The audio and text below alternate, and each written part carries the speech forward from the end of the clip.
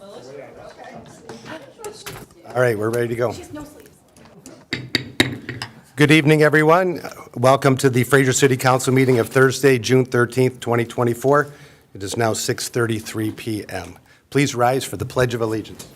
I pledge allegiance to the flag of the United States of America and to the republic for which it stands, one nation, under God, indivisible, with liberty and justice for all. Thank you. Roll call, please. Baranski. She'll be late. She's arriving late from the airport. Time down. Lesich. Here. Odell. Here. Perry. Here. Shornack. Present. Stein. Here. Sutherland. Present. That is a quorum, sir. Thank you very much. Item number 4, swearing in of the new city clerk, August Gitschlag. Please stand. Thank you. I've been practicing all week for that. Cindy, please do the honors. Raise your hand and repeat after me. I do solemnly swear. I do solemnly swear. I will support the Constitution of the United States. I will support the Constitution of the United States And the Constitution of this state. and the Constitution of this state, And I will faithfully discharge the duties and I will faithfully discharge the duties of the office of city clerk of the office of city clerk in and for the city of Fraser, in and for the city of Fraser, county of Macomb, county of Macomb, state of Michigan, state of Michigan, according to the best of my ability. according to the best of my ability. Thank you. Thank you very much. Welcome aboard. I'm not letting her go too far away. Just Thank you. Please don't. All right, item number 5, approval of the, first of all, I'm a little under the weather. If I sound a little hoarse, I have a sinus infection. I am not contagious, according to the doctor I saw at 3 o'clock. So bear with me. The approval of the agenda, we have a presentation from Priority Waste tonight, and I would like to add that as item 7A after the consent agenda. So I would like to make a motion to add that item. Second. Okay, motion. You mean 8A? 7. Well, actually, it's a presentation, it's not. Like capital So A. that's what I'm saying, so shouldn't that go under 8? We can do 8, that's fine, too. We were debating whether, so, but, I would prefer 8. okay, August. We would like to do that first, so we can let the guests Okay. leave quickly. Is it a problem if we move everything No, down? Okay. Just I can wanted- re-letter it. I'll be okay. All right, then we will make it 8A. That's fine. Thank you, no problem. It was just a matter of convenience and confusion, lack of confusion. Ms. Baranski is now here, thank you, welcome. Oh, no problem, we just got started. So item 8A will be priority waste presentation, and there will be a motion to have the city manager to accept the agreement or acknowledge the agreement. So that, we have a motion and a second. All in favor of adding that item, say aye. Aye. Opposed? That item is added. Then I had a question about the Garfield Road closure permit request that I was handed. We didn't vote on this yet, correct? So would we add that as well to the agenda? For the parade? So we can we, Do it Mr. in Denal, July. can we add that to the consent agenda? Yes, you may.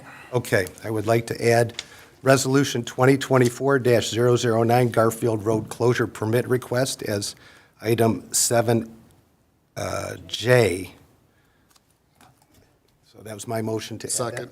Second. All in favor of adding that, say aye. Aye. Opposed? Ayes have it. Any other agenda item changes, et cetera? All right, I would entertain a motion to approve the agenda as amended. Second.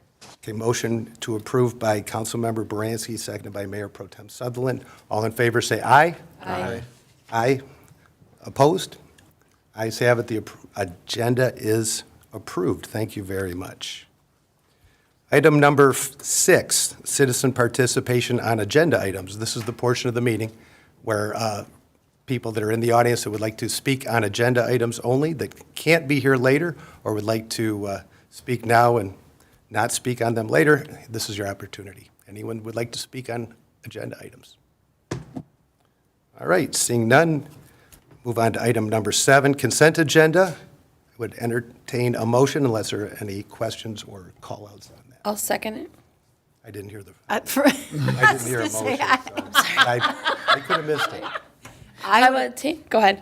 Go ahead, I'll be the second guy. I'll make a motion to consent agenda. Sorry. Second. Okay. Motion by Councilmember Stein, second by One of those Councilmember days. Yeah.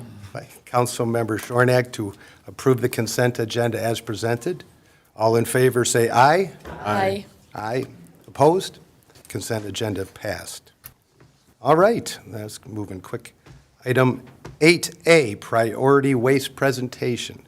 Tonight, we have guests with us from Priority Waste who are now taking over the GFL residential waste pickup. Please come on up. And with our microphones, please put it in front, directly in front of the speaker so we can make sure that we hear you clearly. And make sure the microphone's on. Good evening. My name is Dan Vinay, Vice President of Municipal Sales for Priority Waste. Thank you all for having us this evening. We're very excited. I'll let Don introduce himself before I get too much into the presentation. Good evening, Don Beretta with GFL Environmental. I'll shortly be working with Dan here in a couple of weeks, but I've been involved with and worked in the City of Fraser since the spring of 2005. I see a lot of new faces, but I've been around a long time and enjoyed every minute of it. Thank you. Welcome. Okay. Go So Priority Waste is a company that was founded in February of 2018 and has seen a substantial growth in the market with our services. If it goes to the next slide. How we're doing it is through technology and using that as the forefront as opposed to a forgotten piece. As the world has evolved, the service should have and has not seen that welcoming nature that we have embraced. So Priority took technology to disrupt the industry, to allow for yourselves and the other people of the administration to know what's happening on the streets as it's happening, as opposed to what could have or might have, the thoughts of. So if you go to the next slide, it talks to the core levels of service that we provide, all four of the standards of the service, which are the residential, commercial, roll-off, and we own three transfer stations, two here in the Metro Detroit market and one in Flint market. Going to the next slide. How we do what we do is through the members of our crews, our logistic driver coordinators, and the people on the back end that welcome the customer experience and make it enjoyable. Too many times did Priority find out that the previous provider or another provider in the market, you have 10-minute, 15-minute, 30-minute hold times, can't get in touch with anybody, and you can't get a resolution in a timely fashion. A lot of times residents will call or ask for something to be fixed, and they're doing it on their lunch breaks. And a lot of times nobody wants to be dealing with trash-related issues at lunch break. So using these silos, as we call them, we took the customer experience and really drove it as a initiative of ours to maintain a high-level customer interaction. I can proudly say that our average hold time is 20 seconds. And our average resolution time for the person to get off the phone with the answer that they need is under 2 minutes. So it allows people to get back to their days in a much more timely fashion and know that it's going to get handled. Going to the next slide. So our goals are to continuously innovate the stagnant industry that is the waste industry, always looking to innovate with new opportunities for embracing technology in the core level of service, making sure that we don't forget that 1950s feeling of customer service, the live answer experience, so that somebody's getting in touch to and talking to somebody live right away, and then getting that resolution through. And then reducing our carbon footprint by being efficient on the roads, looking at the routing software that's available that's embedded into our truck technology. So while we all talk about being sustainable and recycling, let's talk about how we're picking up the materials and how we can be more efficient to reduce the carbon footprint. We obviously run a lot of trucks on the road every day. We can't eliminate it, but we can minimize it as much as possible.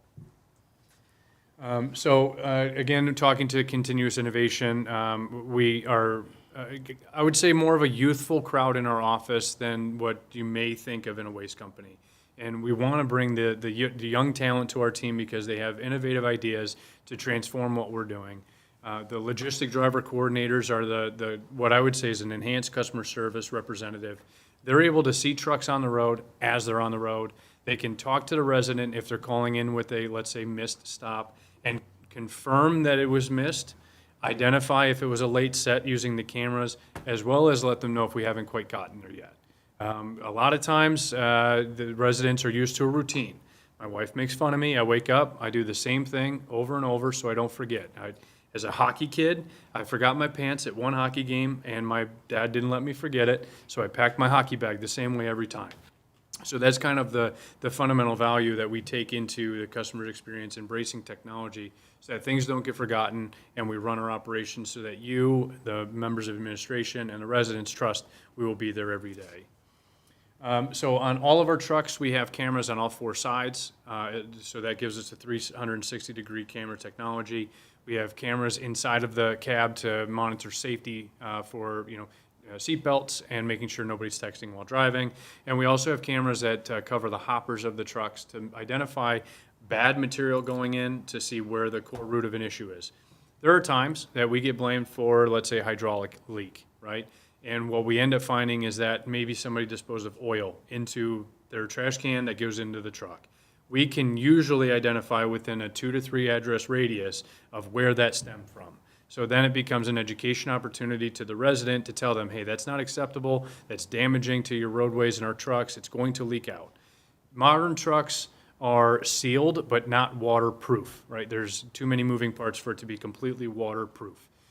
So there's going to be those liquids that come out. So having this ability to watch what's going in, see what's coming out, know where it started, and identify that core root. So again, if it is our mistake, of course, we'll own and be transparent to fix it.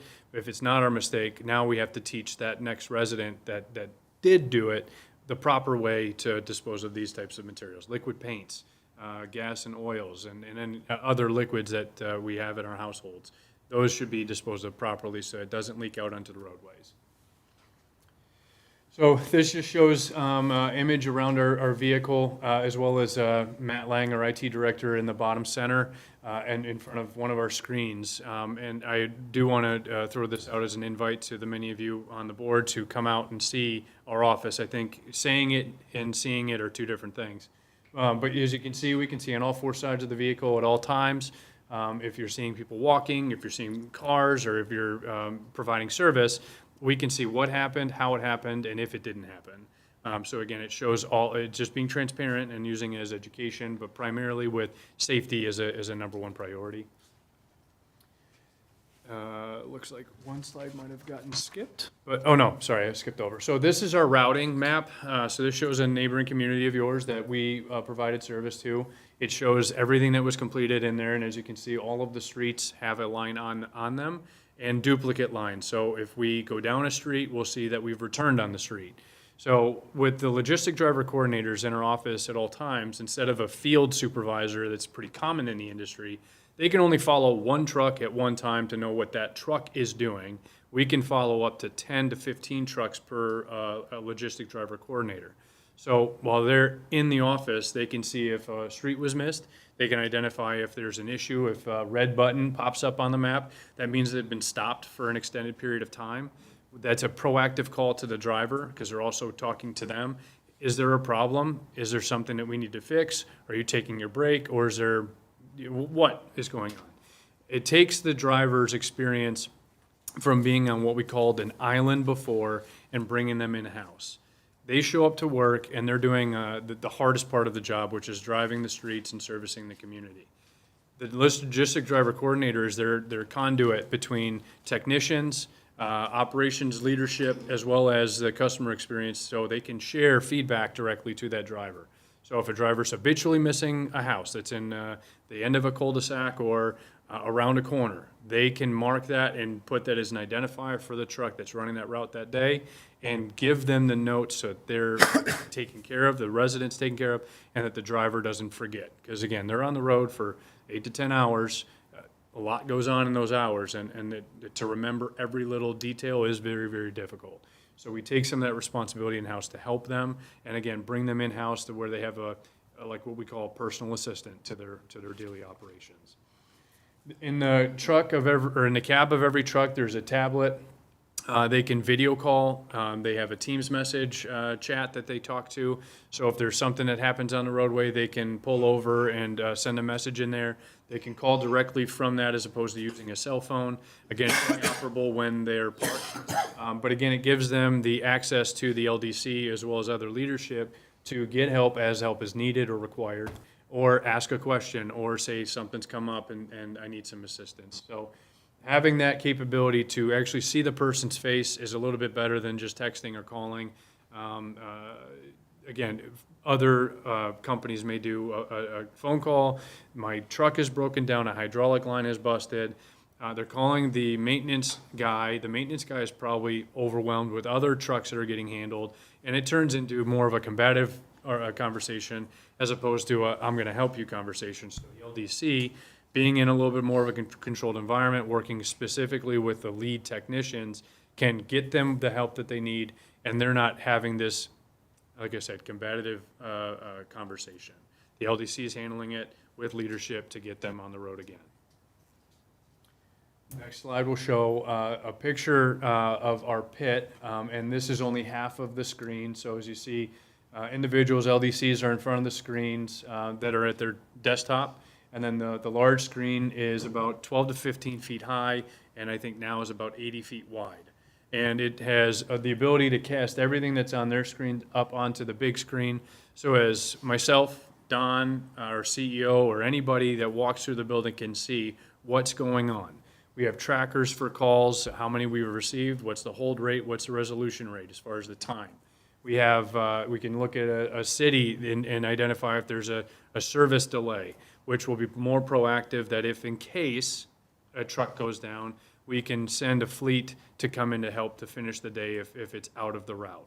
So more eyes on things makes things a little bit more efficient, makes things a little bit easier on the drivers and the crews in the road, and we're making the calls in a more controlled environment with more access.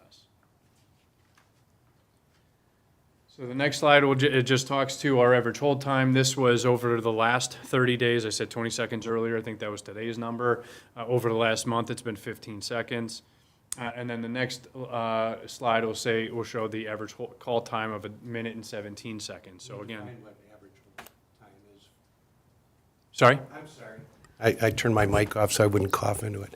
Can you tell people what average hold time is? Yeah, that's the hold that let's say you call in to our office, you're only on hold for 17 seconds. Okay. So it gives you a warm introduction prompt, and by the time you're answered is 17 seconds. Okay. So you're getting to somebody to get to the right person, which then again, the call time at that point is the 1 minute and 17. So you're getting to a human being in Correct. an average of 15 seconds for the last 30 days? Correct. Okay, thank you. And the all of our employees are in Clinton Township up at Romeo Plank and Hall Road. So all of the individuals answering phone calls are in that office, monitoring the service and answering the phone calls. Okay. So every community will get a portal in due time as we transition you. This is to be used by the city staff that may receive a call, and it reduces email traffic. It allows clarity. It allows the conciseness of a message. So let's say you receive a phone call of a missed trash service.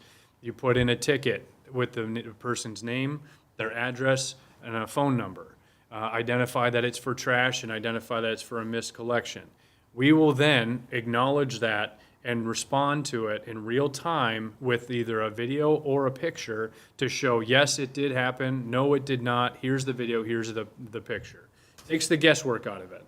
Again, coming to Dan as a kid, I grew up in Warren, and my trash day was on Monday, and I was supposed to take it out on Mondays before I went to school, to meet the bus to go to school. And I'm sure there were days that I forgot.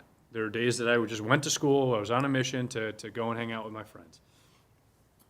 I'm sure those were days that my parents had to call in a missed trash. So we know life happens, and we're not using this as a I got you tool. We're getting this to an education tool. And what we saw when we instituted and rolled out the cameras and this ticket system, that when they came through, a record-setting 73% rate of calls received for missed stops were actually late sets or not set at all. They were, again, customers thought that they put it out, but had not. And again, it's education. Ma'am or sir, please remember, we're there from 7 a.m. until we finish. Get it out there before. Usually the night before is the best way to do it to confirm you'll have it.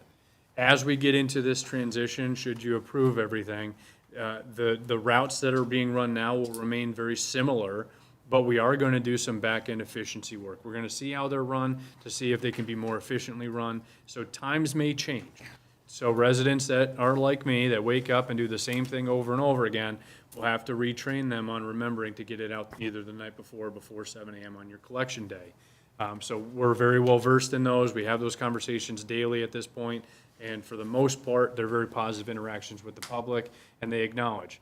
I do personally love when somebody calls and says, you know what, hand up, I made a mistake, I forgot to put it out. We'll go back and take care of those things. We know that things come up in our daily lives. May not be till the next day if they call late, but either way, we're gonna get it handled. We don't want you to be fielding calls or trash to be sitting out on the curb or other materials. We wanna make sure that the city is clean when we leave every day. So it's really a simple process to put in a ticket. You put in the information as I described before. It doesn't let you skip over anything that's pertinent or required information. But this will go to, and we had a meeting with Rob earlier this week, and we talked about it, and I think it's going to be a great tool for his team to utilize because it's so simple. I say, again, Dan-proof. I can't even make that mistake of putting something in there that would be not enough detail. It requires you to put in the necessary information and allows us to interact with the residents. So once that goes in by, let's say, Rob, we handle it from there. We call the resident if we have to. We acknowledge the ticket in there. We mark it complete and provide that resolution to you. So it's at all times accessible. It's a living document and stays forever. So we can look up historical issues at your address. And we can say if Patrick had not put out stuff 3 times in a row, now it's a conversation that we need to have. Hey, habitually a late set person, how do we handle this? What can we do as a team and collaborate to cut those down? At the end of the day, we want to get material up, but we have to keep in mind the efficiency of service is not great when we're doing laps.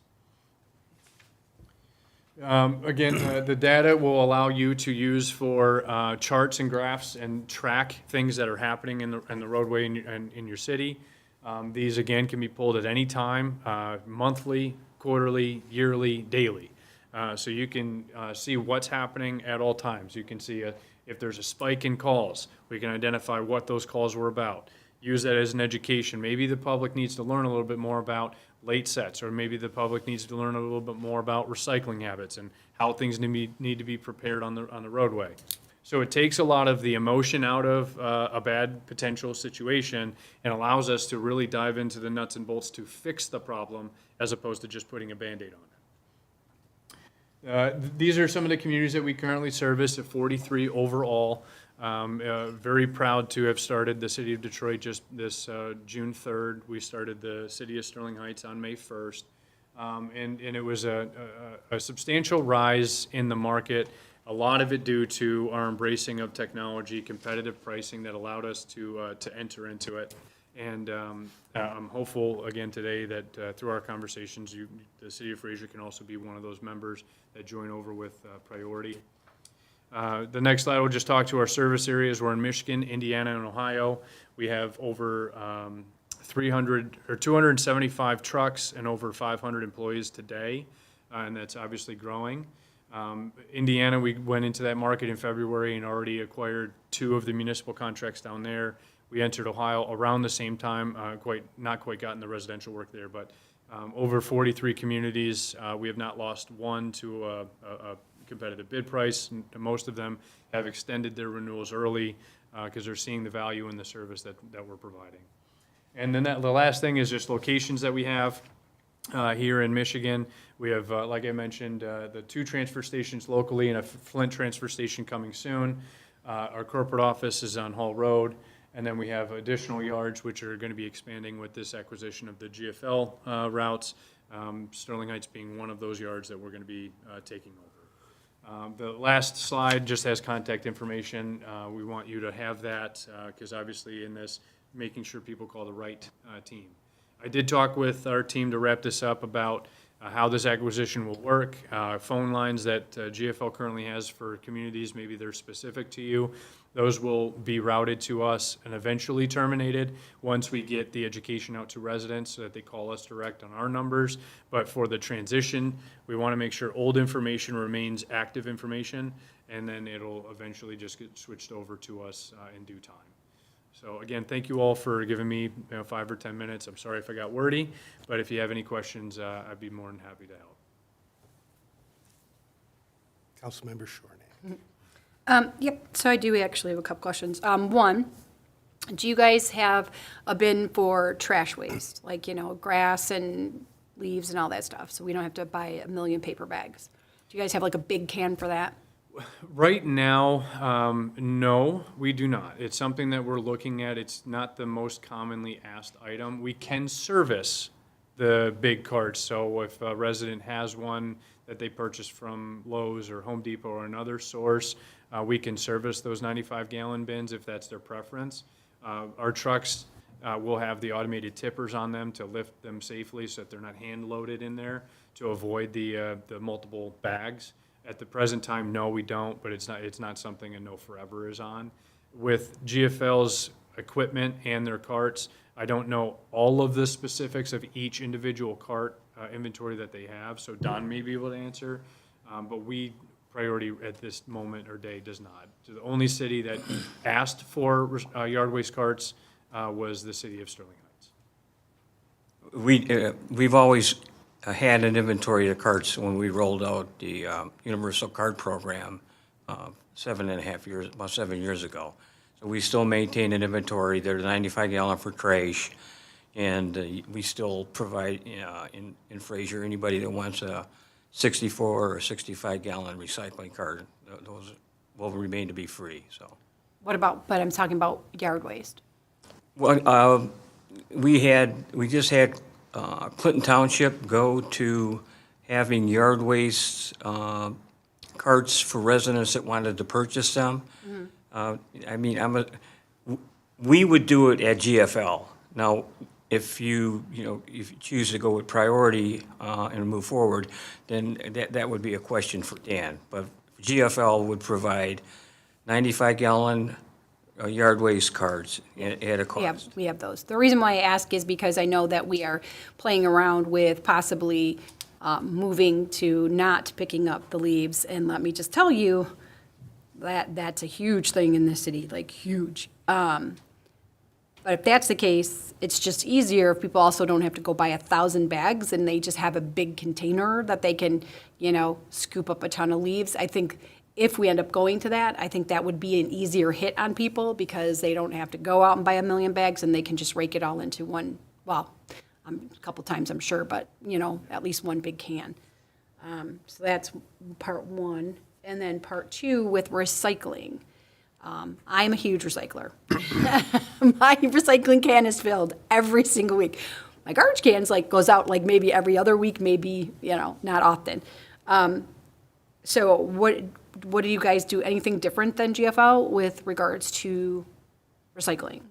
No, I mean, the service that the city should expect to see and experience will be the same level of service that you're getting now as far as the volumes and types, the consistency and the frequency. So that part of it is no. We'll be taking the materials to various material recovery facilities in the market.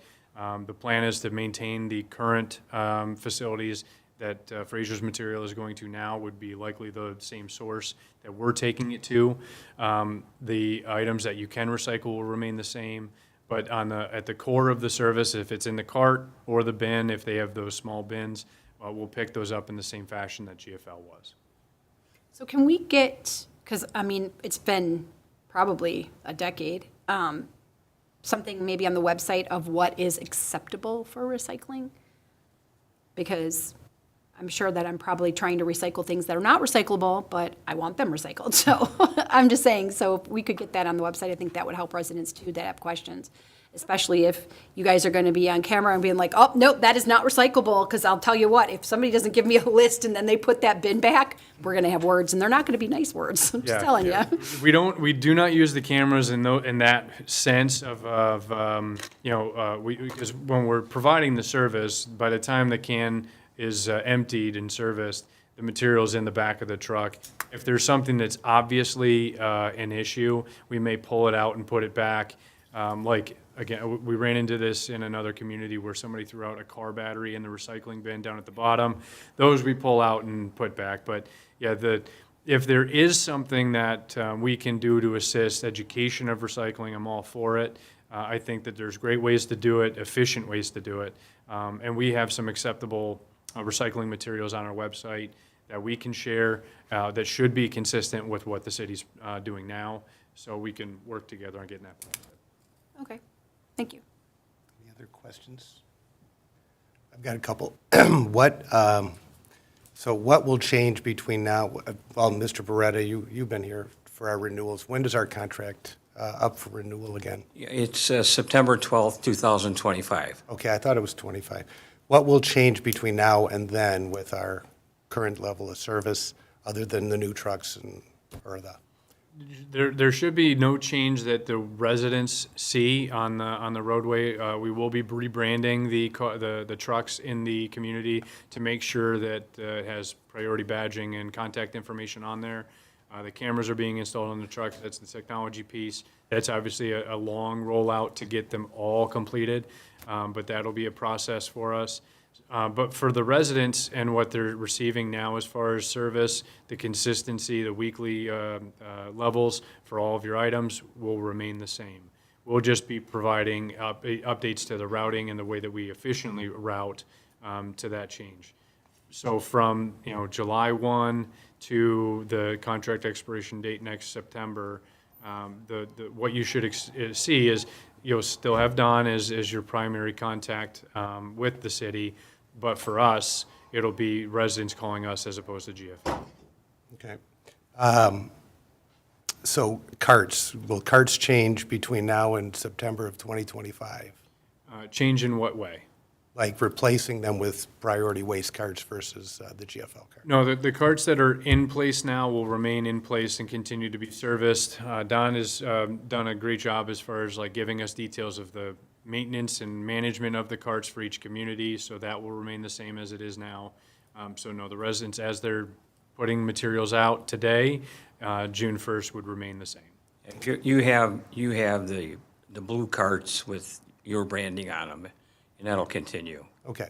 And there's compatible with if you change over trucks, they're compatible with. Correct. And we do plan to engage with their cart supplier to discuss, because they already have the design and the artwork, to make this an easy transition. We placed a couple of orders already to fill inventory that may have been depleted on the GFL side, to make sure that when we do go live, we have carts available as soon as possible, knowing there was a very small window to get carts in, but to do our best to minimize those the length of time between transactions. Okay. And I second what Councilmember Shornack said about education on recycling. I know it's on the GFL website, but I think that's important because not everything is recyclable, like lead acid batteries and things like that. So. And we can do, in other communities, we do some seminars and education groupings, town halls, or however you want to describe them. We'll go to high schools and elementary schools, middle schools, and have education to the kids, because what comes from kids gets pushed up to the parents at times, and when the kids may hear of something at school, they'll pressure their parents to be more engaged in recycling. And we've seen in other communities that work well on reducing contamination, because there was one child at a school in East Point that we went and did an education with, and he said, my mom keeps putting those in there. I keep telling her not to. I'm going to make sure, right? So we love those chances to interact with the public, especially the kids, because they're the next generation. And the more that they know, the easier it is for us and for all to provide an efficient, sustainable practice. Okay.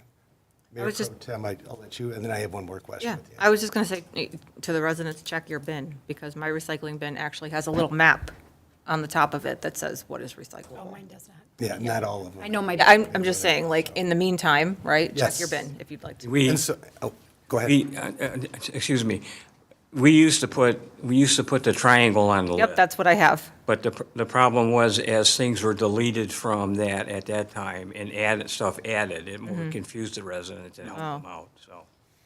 The basics, I think, are still probably good, so. Yeah, your paper, your plastics, your glass and cardboards are the normal goods, that we can take. Okay. I had two questions. One, Mr. Barrett, do you have any questions or any concerns that you would like to address?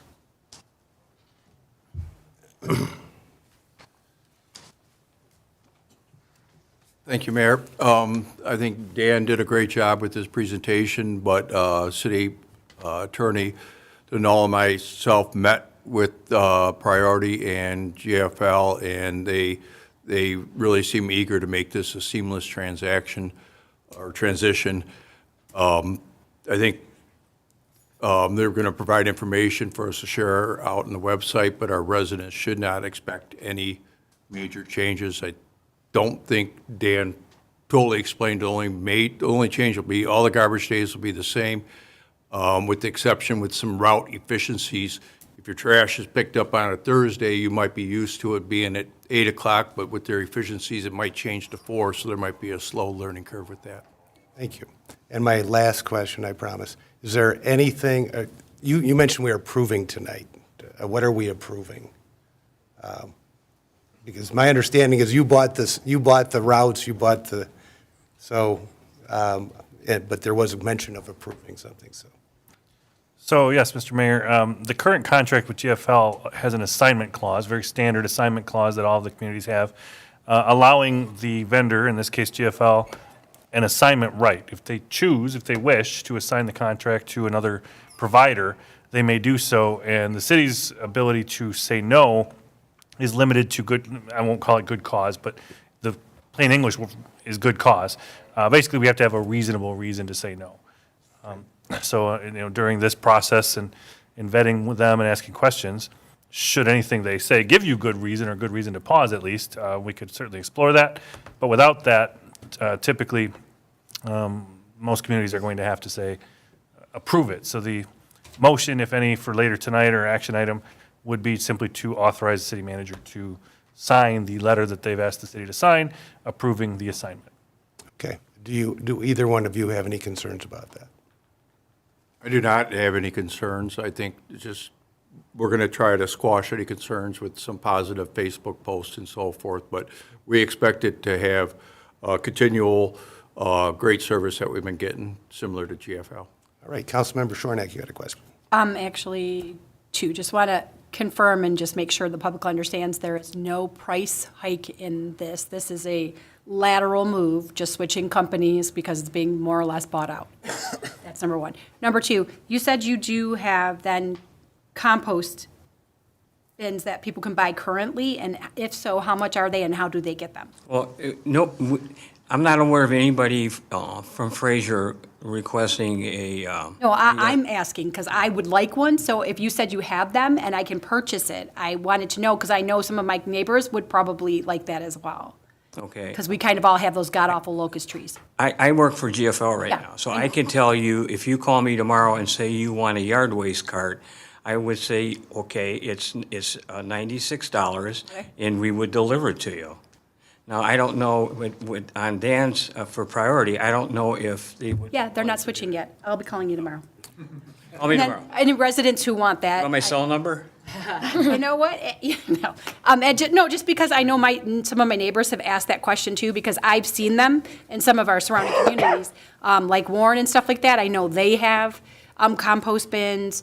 I've seen in Clinton Township, some people have compost bins. I know they just have different color lids and it says compost on it. So I just think, like I said, to avoid all those bags, and anybody who's got trees like I have, my neighbors, we all complain every fall, and they all have to hear it every fall too. So I'm just saying it'd be easier to have a bigger can to do compost in. So if we have to pay for it, I'd rather pay for that because it's that heavy-duty plastic than go to the store and buy those, and I'm sure residents too. So honestly, since you're taking over and you want to be, forward thinking. I would definitely recommend getting those for every community because there are a lot of people who would rather just have one big bin to have to put their waste, their compost waste in. It's just easier. So, okay, thank you. All right. Yes, Mr. Mayor. Just to further squash some things that are going on with, in other communities, Sterling Heights and Roseville's recently changed their contracts when they put the bid out, limiting the amount of trash you can put out only to the carts.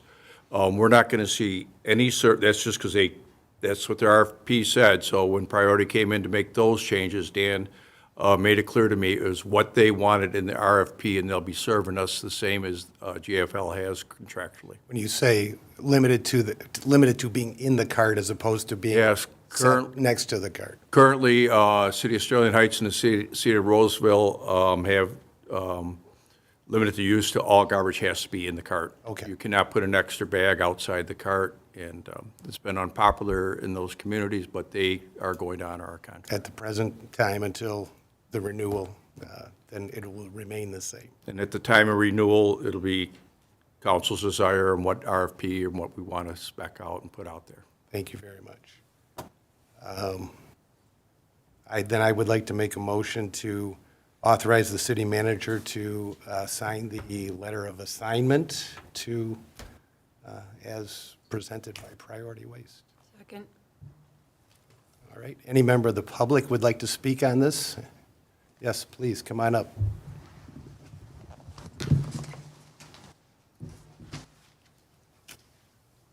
Thank you, Mr. Mayor.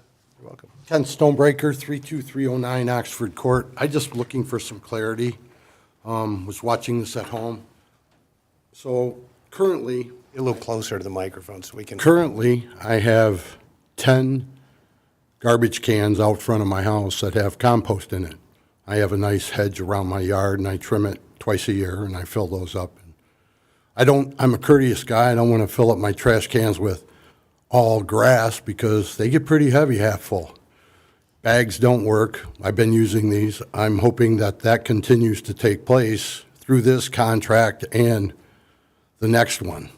I'm not looking forward to seeing any changes. I don't want to have to spend $95 that I've already spent in order for me to overload 4 trash barrels out there for them to pick up, because that's another $300, $400 that I don't need to spend. So I'm kind of curious, am I still going to get my trash barrels picked up at this point instead of grabbing a bag? I would ask the representative Priority to answer that question for you, because I'm sure you're not the only one with those kind of questions. So let me just ask to make sure I'm on the same page. So the trash cans are like the round cans, about 32 gallons in size? Yeah, that's not a problem. I do ask that you and other members of the public that have cans like that they're marked compost or yard waste with a sticker. Right. As long as it has those indications, obviously, I think an open barrel with material sticking out might be easy, but we just want to make sure that it is clear and not repurposed, because that is where mistakes happen. Right.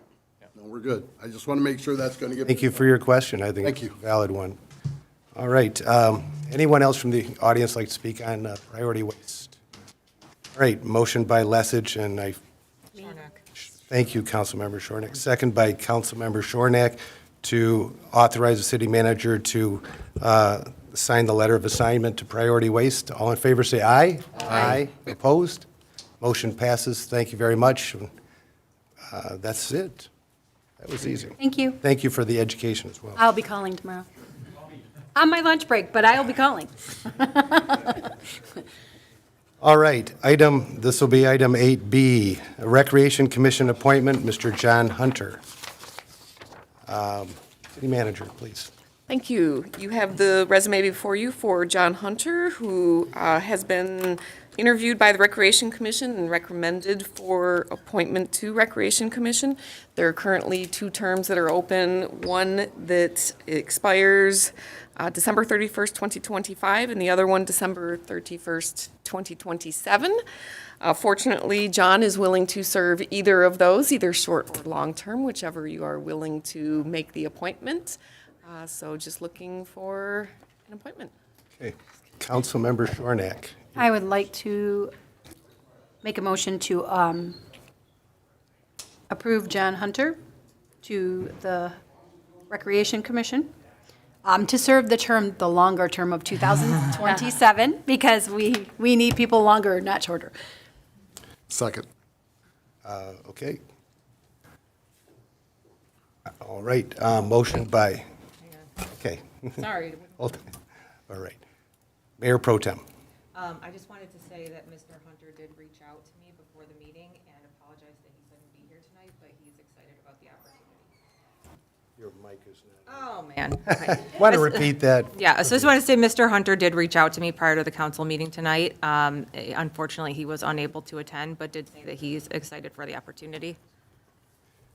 Are you okay with this appointment, Chris? Absolutely. We met as the Recreation Commission on June 4th, Tuesday, June 4th.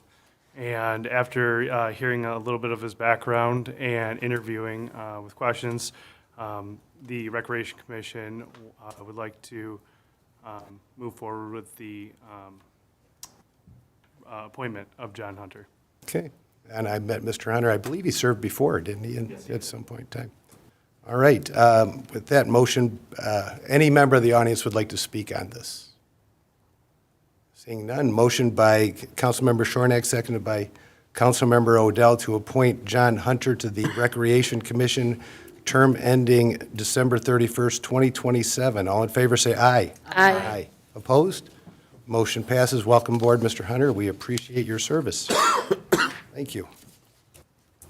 Item 8C, Lions Carnival Fireworks Proposal. All right, City Manager. You have before you the request for the city's portion for the fireworks proposal. Obviously, we've been having a great relationship with the Lions Club, working on the carnival and the fireworks. We do have a proposal before you for Sam Belly for 3 different price options. It sounds like the Lions are willing to do a cost share for the 20,000, which would mean a 50-50 split. They're willing to pay 10 if we are willing to pay 10. Other than that, if you have any questions, certainly Derek or Chris can answer any of those questions for you. Sure. Can you tell us a little bit about the show at $15,000, $18,000, and $20,000? What's the difference? So when I asked Zambelli for some quotes, obviously when we got the $15,000 quote that we had last year, it was a lot different from 2023. Prices were skyrocketed. I think it was the shipping of fireworks. Skyrocketed, that's an interesting. Yeah. All puns. And so with that given, I got a $18,000 quote and a $20,000 quote. And given that the $15,000 quote was about half of what we got last year, I decided that we probably should see what a $3,000 increase and a $5,000 increase would be. Looking at the different options that we have that is presented before you, the $20,000 quote is probably the best bet. And it is, I think, something that the City of Fraser is going to prefer over going with the $18,000 or $15,000 quote, just given that what you guys wanted to do last year with increasing and showing, what the City of Fraser can do in the carnival. The $20,000 quote is more in line and the best option out of the 3, in my opinion. And something that we discussed with the Lions Club, and they met and agreed with the 50-50 split if we were thinking of doing the $20,000 quote. Okay, yes, I see. Councilmember Baranski. So can I clarify how much, because I know we increased it last year, but I thought we paid more than you're indicating. So how much did we pay last year? We paid 8, well, so the bill was what, 15 How much did total? Fraser contribute? Oh, Fraser paid 7,000 and the Lions Club paid 8,000. That doesn't, That's not what our motion was last year. yeah, that math ain't. I thought mathing. we went up to 12 grand. Yeah. Well, the good news is. I'm not sure. I'm gonna make a motion to make it a lot more. From what I see from the history was that I think we had $12,000 in the budget, and Martez went before council and asked for a $3,000 increase to that to do a $15,000. Could it be that you guys, because you guys pay it up front and then we pay you back after, Right. in our bill, so is that maybe what it was that you guys approved that? 15, we paid 7, they paid 8. And No. I thought it was No. 18 Yeah. last year. And we would have paid 15 of it. Yes. Well, we paid 8 regardless, so that's all I know. You've been paying 8 for, Well, I wanna make. Yeah, well, so since before COVID, in 2019, we had paid more.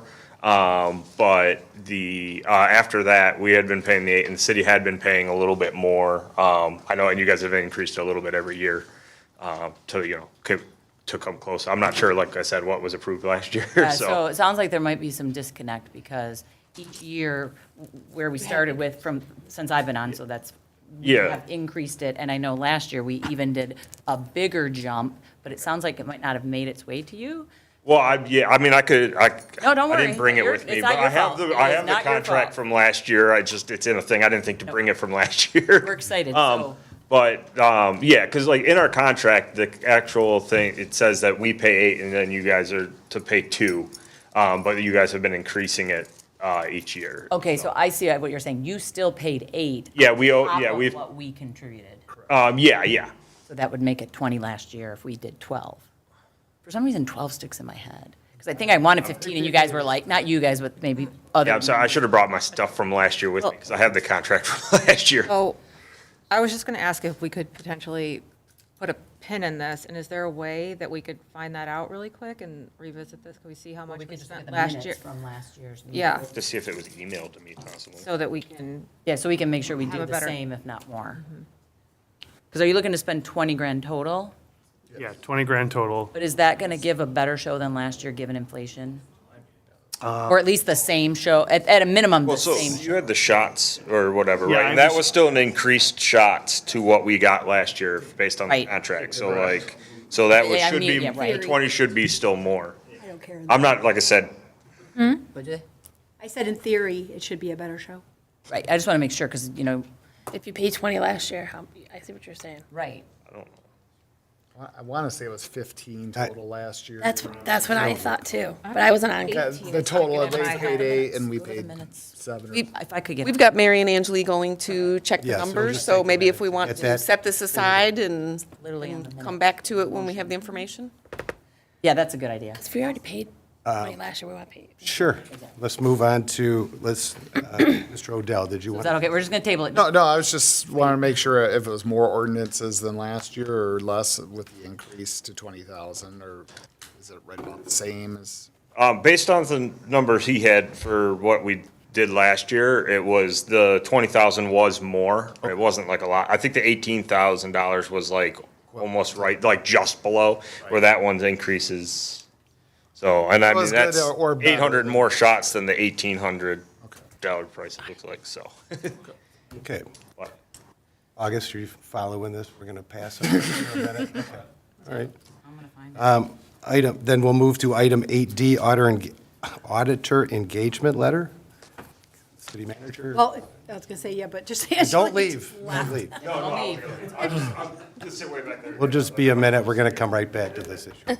City manager Levin, please. As you're all aware, we've been contracting with Yo and Yo to conduct our audits. We've had a lot of good success with them.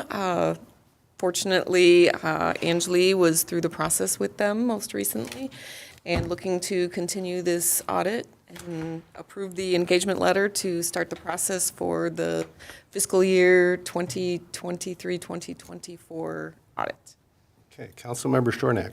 I make a motion to yet again engage Yo and Yo for our auditing. second. Okay, so you're making a motion to authorize city manager to execute that agreement with Yo and Yo. All right, motion by Councilmember Shornack, seconded by Councilmember Odell. I'm just picking one of you. Any other comments by the council? Any member of the audience would like to speak on this? I would just like to say I think Yo and Yo does a great job, and they've been very, very thorough, and they're a reputable, very reputable firm. So I would like to call for a vote. All in favor of a motion to authorize city manager to execute the agreement with Yo and Yo as presented, say aye. Aye. Aye. Opposed? Motion passes. Thank you very much. All right, item number 8E. Oh, we're going to wait for Angeli's coming back in a minute, so we're going to pass on E, F, and G for a moment. All right, item H, DPW Superintendent Appointment. Council, or City Manager Levin, please. All right, given the resignation letter that we received, we have the vacancy in the position of DPW Superintendent. As you all know and have had an opportunity to meet Rob Barrett, he's currently our DPW Supervisor. He is more than qualified and has a great team mentality. I feel like working with him has been a pleasure. He is always willing to step up and do what it takes to get the job done. I'm recommending a appointment for him as the permanent DPW superintendent, and I'm also looking for a motion to backfill positions that would become vacant from the promotion. Two motions. Correct. Okay. All right, Mr. Barrett, would you like to? Mayor and council. Would you like us to consider your appointment? I would love for you to consider the appointment. All right, and why would you like that? I just think there's a great opportunity here. Fraser has a great team. We're making some great strides in the infrastructure. We're doing some well-needed investments. There's work to be done, but Fraser is an awesome place to work. I enjoyed this 1 year. With us having a great team, I do want to thank Mark Ragsdale for building a great team and moving forward with this. But there's plenty of work to do, and I'm excited to do it. Okay. Councilmember Shornack. I'd like to make a motion to appoint Mr. Barrett as our now DPW Superintendent. Second. Okay. Members of the audience members of council, anything you'd like to say? Yeah. It's honestly the presentation during budget time that you gave and all the background and information just did a phenomenal job. I'm really excited for this appointment and wish you the best. Thank you. Welcome. Yes, I'd like to say my limited time working with you has been fruitful, and I think you have the right customer service-oriented mindset that I like to see with municipal services, and I hope that continues to permeate through our department, so. It absolutely will. Any member of the audience would like to speak on this? All right, I would just say, all in favor of appointing Mr. Rob Barrett as the DPW superintendent, say aye. Aye. Opposed? The ayes have it. You are now our DPW superintendent. Thank you. Thank you for the trust and confidence. I'm very excited. Thank you.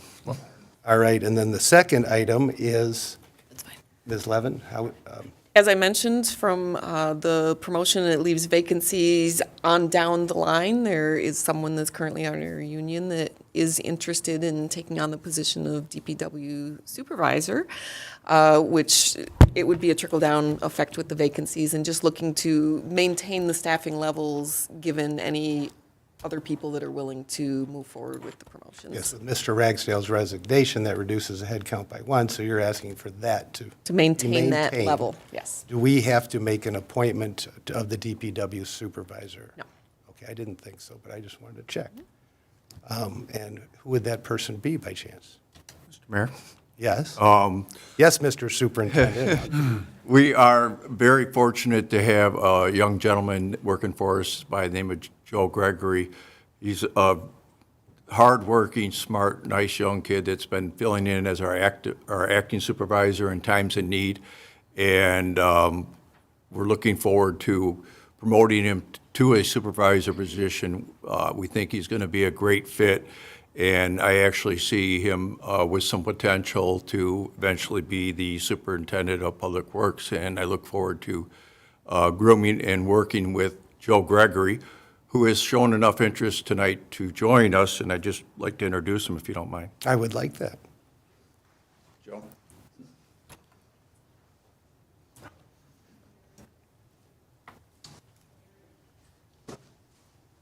Good evening, Mr. Mayor, City Council. My name's Joe. I've been working with the city for about a little over 4.5 years. I've learned a lot since I've been here. A lot from Mr. Ragsdale, a lot from Rob. I've filled in as a supervisor when we lost Melissa. So I know a little bit about the job, and I'm very interested in learning more and continuing my progression, and hopefully one day be in Rob's shoes. So, Did you get a water license, or what level of? yeah, I'm a S3 certified water operator. I have goals to obviously get my S2, my S1. Those are the next two levels. So, We need S2 here? yes. Great. And your last name, you said, my name's Joe. Oh, Gregory. Yeah. Well, you're going to be well-known around here. All right. Mr. Odell, Councilmember Odell, I'm sorry. I'd just like to make a motion to fill any vacancies created by the promotion to maintain current approved staffing levels in the Department of Public Works. Second it. All right, raise your hand, whoever wants to be. Me, I can't, Amy said me. okay, thank you. All right. Any member of the audience would like to speak on this? Seeing none, motion by Councilmember Odell, seconded by Councilmember Baranski to, whatever he said, to maintain the current staffing levels per his motion. All in favor, say aye. Aye. Aye. Opposed? Motion passes. Welcome to the party. Thank you very much. And management. All right. People regret that. Councilmember Baranski, do you have something? Mr. Mayor, we can go back to the city fireworks. I found the meeting minutes from May 2023, in which we made the motion and that was approved regarding how much we spent, and I now know why there's confusion about the numbers. Okay, so we're back on item 7C, Mr. Gitschlag. 8C, I'm sorry. I saw 8C and I said 7C. All right, so So the good news was. This is killing me. What yeah. is the answer? So, well, we allocated 15,000. It's on. We allocated. I thought I was loud. I check. We allocated 15,000, and I think that there was some confusion because my expectation was we would pay 15 and you would then pay 8. Oh, okay, yeah. Which, so, That's not- it's a good thing. No, that's a good thing, right? And I think that was the consensus of the council, and it didn't come that way, but that's, to me, a good thing, because that means this year's show should be even better if, We do 15 again, with us doing 15, and you doing 8. Well, hold on. Well, our Oh, board you're gonna increase approved to yours. increase to 10. Okay. And then we were gonna do, 50/50 with the 20,000, so, I mean, if you guys wanna do more, we do 15. I'm not gonna complain, but. Yeah. Okay, so I'll make a motion then that we allocate $15,000 towards the fireworks with the expectation that you would contribute an additional $10,000. The proposal is for 20,000. I know, and I'm changing We're it. saying Okay, so we're going to 25 now. yes. That's my motion. And I'll second that motion. All right. Any council conversation? So this would be a $25,000 show. Do you have any idea what the length of time would be? Or does this extend the show? Does it make it bigger? I would assume that, yeah, it would probably extend the show lengthwise, because I don't know if they'd be able to, we'd have to talk with them, but Just I mean, add they some keep big it going already pretty good. That's why I prefer this company over the ones we've had in all the years, because they do a good job of timing and, keeping the show good. So, yeah, I mean, I would assume that it would have to be a little bit longer, unless it's just like one long finale the whole time. Which sounds good, but you'd be surprised it's not that good. 'Cause, Councilmember Shornack, you had.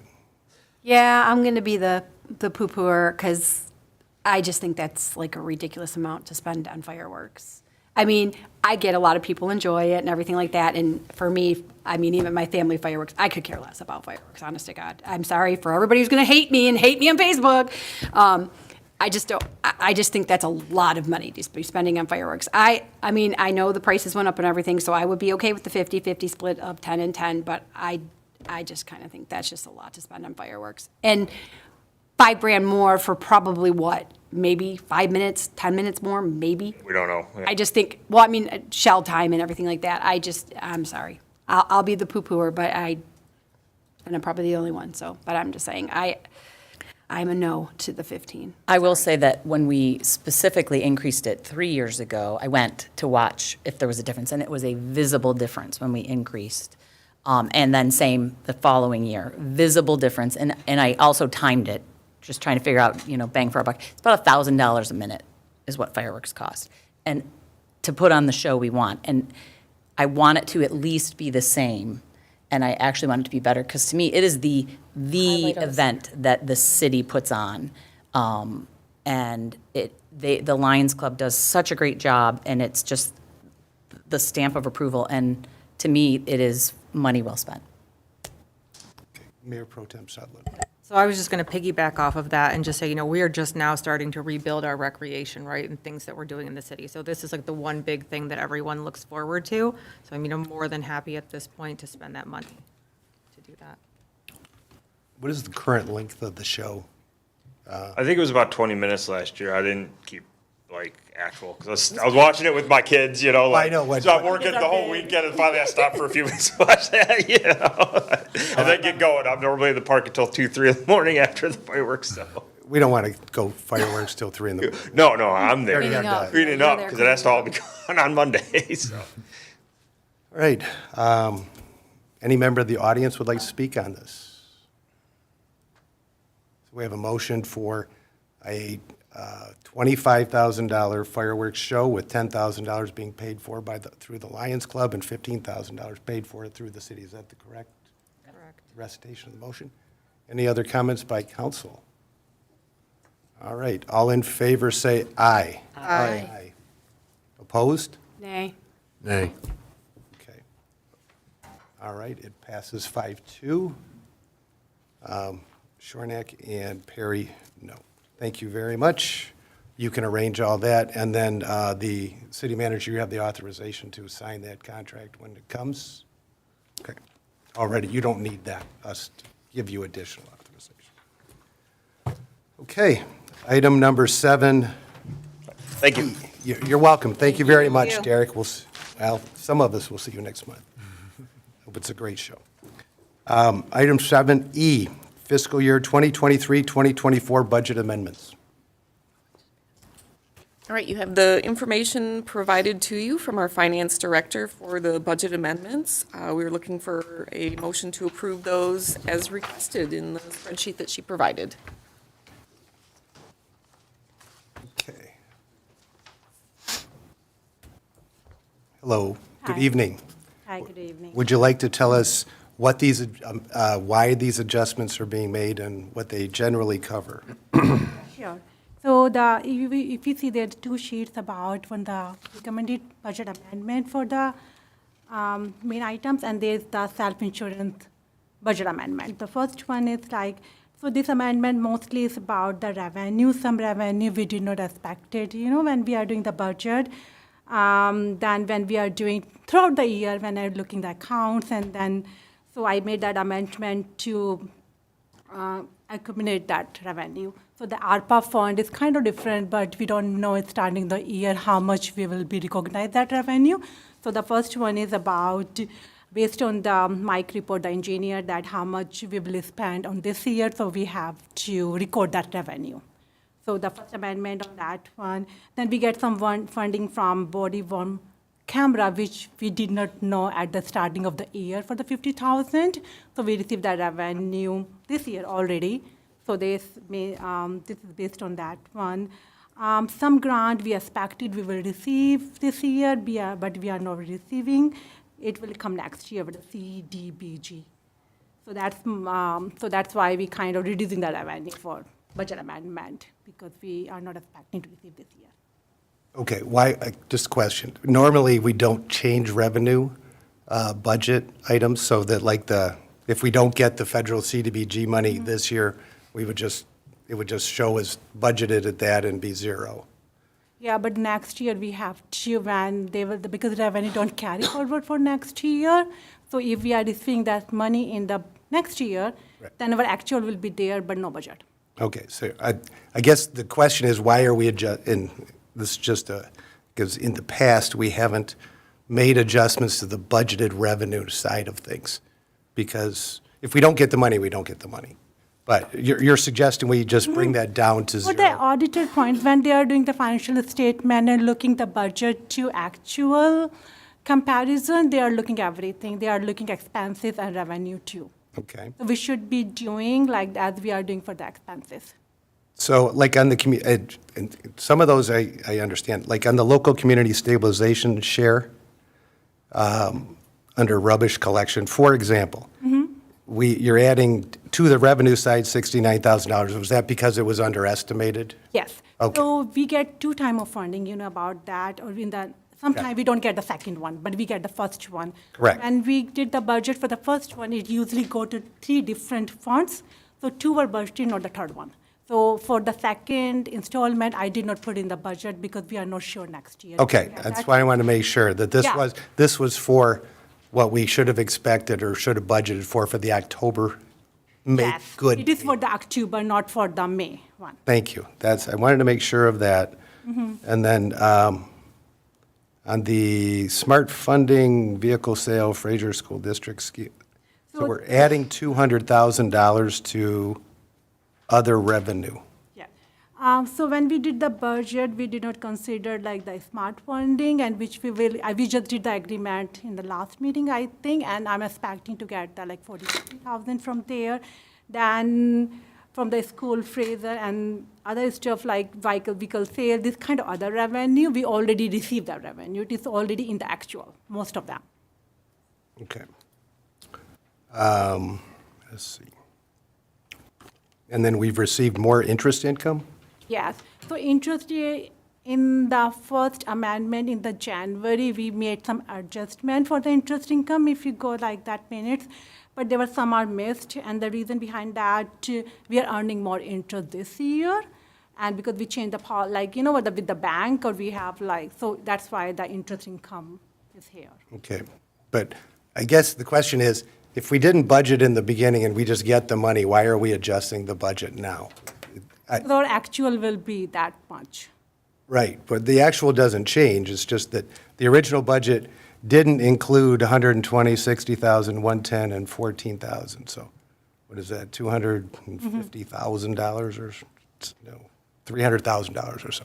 Yeah, so we have 0 budget for that, Okay, but we so- have 300,000 actual. So we are adjusting the budgets to make sure that we are recording that when the budget. So next year when we do the budget, we know that we need to budget for those items. Okay. Because should not be no change in the interest income unless. Did we budget for that much in the budget we just passed? Yes. Okay. Most of them, I need to look all, but yeah, we did for the big funds. As far as the expenses go, this is just truing it up to make sure that we're not exceeding our budget expenditure amounts. Yes. And so on rubbish, we budgeted 600,000, but it should have been 670, Yes, 670,000. that's right. All right, and then legal fees, we budgeted 128. You're asking for an additional $20,000 just to make sure we're not over budget on Yes, that line. but that's the main reason doing this one, because when that's the purpose of the budget amendment, to seeing that how our expenses or revenue are flowing during the year. Because when we pass the budget now, we pass the budget for next year, but I don't know how the things will go next year, and things change. So we do the amendment 2 times. So that's why. So I'm expecting doing this adjustment. Maybe not all. There will be some over or under, but the most will be close to the budget. That's the purpose doing the amendments. And we might do one more. I mean, Not this year, like Not this this is the year? last one, because our fiscal year end at the 30th of this month, like 30th June, we cannot do the budget amendment after that. all right, and then Mr. Gitschlak. regarding the election costs, have we seen, as the states introduced early voting and all that, we've seen increases in election costs, I assume? They are pretty managed. We're actually meeting tomorrow with the county to get a feel for what we budgeted last year and what it's gonna cost this year. That's tomorrow's meeting with all the other clerks, and everyone's gonna say, I need money for this, that's kind of happening now. But yes, obviously, it's more time, more workers, more pay, and, more building hours, so. Okay. All right. Any questions from council on these things? All right. I'd entertain a motion. Motion to approve the budget amendments. I would second that. Motion to approve the budget amendments made by Councilmember Baranski, seconded by Mayor Lesich. Any member of the audience like to speak on this? Seeing none, all in favor say aye. Aye. Aye. Opposed? Ayes have it. The budget amendments are passed. Item 7F, the millage rate form L4029. Okay. Manager, Anjali, whoever. This is a form that we were required to sign, and it is consistent with what was approved in the budget in regards to the revenues for the tax rates for general operating, the PA 33, the rubbish, and And this is just for the July, is this for July only? Yeah, this is for summer, but we have the winter one too. Only thing we have winter for the PA 33. So the last budget meeting, it was approved 1.5 millage, and we are doing half and half. So 0.75 for the July and 0.75 in the December. That's the only one we have the winter. So when it is signed now, then it will be good for the winter too. Okay. Councilmember Odell. I'll make a motion to authorize city manager to approve the 2024 tax rate request L4029 form as submitted. That Mayor. would be city mayor to sign it. City mayor. Yep. Sorry. He gets to tax them. Somebody gets to sign it. Second. Okay. Motion by Councilmember Odell, second by Councilmember Baranski to authorize the mayor to sign the L4029 2024 tax rate request form. Any member of the audience like to speak on this? Seeing none, any member of council have anything to say? All in favor say aye. Aye. Opposed? Motion passes. I shall sign the form. Item number 8G, 2024-2025 fee schedule. You have been provided with some changes that are requested for the fee schedule from various departments. This is part of the revenue chain when it comes to the budget. We have consolidated this information and provided it for you for your approval. With some new department heads obviously coming into their positions, likely we may have some either in 3 or 6 months. Generally, this is something that I bring before you 1 to 2 times a year for approval. Okay. I will make a motion to adopt the fiscal year 2024-2025 fee schedule as presented. I'll second it. All right. Any questions by council on these fees? All right. Any member of the public like to speak on this item? Seeing none. Motion by Councilmember Stein, seconded by Mayor Lesich, to approve the fiscal year 2024-2025 fee schedule as presented. All in favor say aye. Aye. Aye. Opposed? Ayes have it. Thank you very much. All right. And now we're back to 8. I am sorry. 8I. 8I, carpet flooring for senior housing. As- He needs a break. We're back to like. I might need 5 minutes. As was we actually gonna planned in the budget for replacing the carpet and flooring for senior housing, we got bids, and the recommendation is to approve the bid from Ultra Floors in the amount of $52,750 to replace the carpet and vinyl flooring in those specific multi-access areas over at senior housing. Okay, and we have the money in the fund balance? Yes. And this comes out of the enterprise fund? Yes. Okay, just making sure. Councilmember Shornack. I'd like to make a motion to award the bid to Ultra Floors of $52,750 for the senior housing, replacement of carpet and vinyl flooring in this specific area is notated in the agenda item. Second. Okay, motion by Councilmember Shornack, seconded by Councilmember Baranski to approve the Ultra Floors proposal for senior housing carpeting. Any member of the council like to speak on this issue? Any member of the audience? Seeing none, all in favor say aye. Aye. Opposed? Ayes have it. Motion passes. Let's take 5 minutes, and we'll be back at 7:59. Yes, I think that's 7 minutes. Thank you.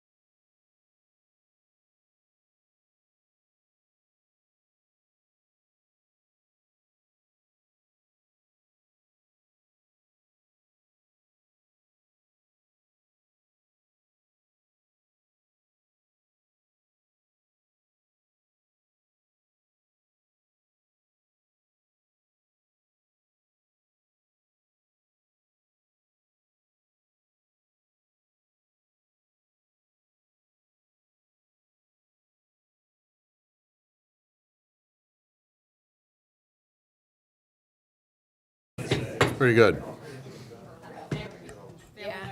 I really don't eat there. All right, it is now 8 o'clock. We're back. Item 8J, paid on call wages. We moved them while you were out.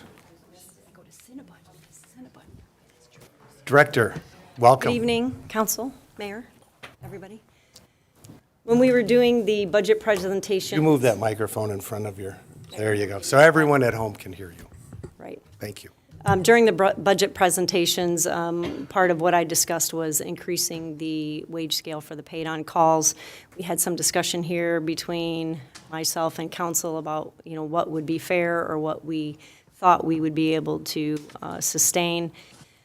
And through that discussion, it was decided to go back and do a little bit of research and see what we think the going rate is or what would be fair. So Captain Gillis worked on this, like he does many things, most things in the fire division. And there are so many different ways that volunteer firefighters get paid, and it just really depends on where you work. So some of the research that he was able to find, certain volunteer fire departments were offering $19 to $22 an hour.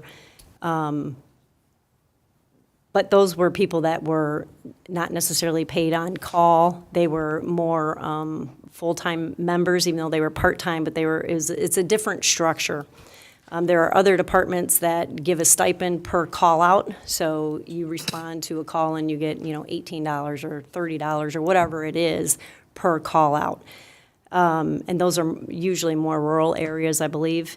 And then there are other places, like the City of Troy, they don't offer any stipend and they don't offer an hourly wage of any kind, but if you do so many years of service, you get a pension for the rest of your life. So that's where the trade-off is there. So we have more of a hybrid here. The situation in Fraser is different than any of these places. And so we believe that the best way for us to move forward is to stick with the hourly wage scale that we're doing now. And we're just looking to increase it. So the way the scale is currently is it's $10 an hour for paid on call that are do not have any medical licensure, and it's you've got to be here 10 years before you bump up to $12.65. So the EMT or paramedic paid on calls currently we're making $13.25 or $13.50. And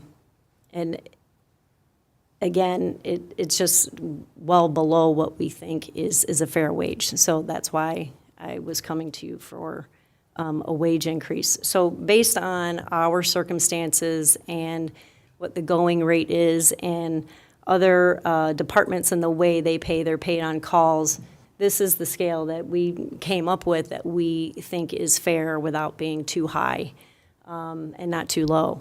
So currently, I'm requesting that we eliminate the $10 an hour wage scale completely and then implement $15 per hour for training time for all the paid on calls. So when they come in and they do their training time, they would all get $15 an hour. For the station time, the paid on call that don't have any medical licensure, that being EMT or paramedic, would still be $15 an hour. The station time for personnel that have medical licensure, either EMT or paramedic, again, $15 per hour. Nope, I think I made a mistake there. I think it's 17, I apologize, $17 an hour there. And then anytime that they are responding from home or wherever on an emergency basis, that's when we would be requesting the $20 per hour for any of them that respond there. So we currently have 8 paid-on-call people that are have been through the whole process and are coming in and being trained and learning our way of doing business. We're in the background phase for 2 others, but we haven't gotten there yet. We're hoping to complete that within the next few weeks or by July 1st. Out of those 10 people, 7 of them, at least 7 of them, will have medical licensure. So any funds that would be paid to them would come out of the EMT line item as opposed to the public safety line item. So So during. ambulance fund or? Correct. Okay. Correct. So during the budget process for the paid-on calls, we did request $16,000 for the paid-on calls, and that was assuming that everybody came out of the public safety. But we learned that that's not the case through talking with finance, that actually the paid-on calls that have the medical licensure, they are being paid out of the ambulance fund through the millage. So most of our paid-on calls will come out of that, and we didn't budget anything because this was a learning experience for us as we were going through here. So we hadn't budgeted anything through that EMS account. So what this is really a request for a budget amendment. We requested zero. We came up with $24,000 that we think is safe, leaving the 16 in the public safety side as we already did, but then asking for 24 to cover these other paid-on calls. So they have been doing more station time. They're also very new and eager to be here and do the training and do the station time. And so we have seen the number increase in the amount of hours that they're putting in, but they're all still capped at 12 hours per week. So we have seen an increase in that. So I believe April was around 53 hours that we submitted, or no, March was 75 hours, April was 63 hours, and then May it jumped up to 167. And that's because we increased the number of people that we have first. And then secondly, they were also doing some more time. But again, they are capped. So this is what we're requesting is $15 an hour mostly, 17 for those that are EMT or paramedics, and then 20 for an emergency callback. And again, the budget amendment for $24,000, since most of these paid-on calls do have EMT or paramedic status. So just to be clear, no budget amendment to the public safety budget, just to the ambulance fund. Correct. Okay. Councilmember Shornack. I'd like to make a motion to approve the increase on the paid on-call wage scale effective July 1st, 2024, as outlined above in the increased budgeted amount to come out of the account of 210-301-705-000. Wages for part-time employee ambulance fund for the funding year of 2024-25 to make the budget adjustment from 0 to 24,000. Could I ask you to split those two? One is to make them, the wage adjustment separate, and then we'll do the budget adjustment as a separate. That's fine. So then I will just make a motion to increase the paid on-call wage scale effective July 1st of 24. Okay. All right, any Mayor Pro Tem Sutherland. I just have a question, maybe two. Are there currently any, oh my gosh. Are there currently any paid-on-call firefighters that would have received an increase from the 10 to, I think, what did you say, 12? 1265. So we were under the impression that everybody was starting at 1265, and it was once we hired some of the newer people that we realized that they were only getting $10 an hour, and that's what started this whole research. Why are they only getting $10 an hour? Well, because they haven't been here for 10 years, and after you get here for 10 years, then you get the 1265. So there are some paid-on calls that were getting 1265. That's where my question comes in then. So then those who were bumped up to the 1265, will their pay be adjusted to make sure that they're compensated and not necessarily, I don't want to say losing, but it'll be adjusted so that is the increase will intent, be is- reflected. It yes. wouldn't be like 15 across the board. Those who are at the 1265 would be. Well, they would move from 1265 to 15. They'll get more. They'll get more, but I mean. They're all going to get 15. Right, but. They're all going to get 15 unless they are EMT paramedics, in which case they'll get 17. To me, it just seems like those then that got the increase after being in the role for 10 years, though, are kind of losing out because they're getting set to 15 across the board. So everybody else is getting 5 more. They're only getting $2.40 whatever cents more. That's not fair. And also I'm speaking. No, go ahead. Councilmember Perry. Well, this is what they're Something to say. I'm just saying that, personally, I think that there should be an adjustment for those who are currently at 1265 and have earned that increase, to have that be reflected. So maybe they're making 1765 or whatever, so that they're not losing by getting an increase. I don't think they're losing. I mean, they are still getting a raise, but it does bring, I see what you're saying. You're saying the new people that are just getting here are going to make the same thing that these people that have been here for 10 years are going to make. I understand the concern. We think that this wage scale is fair.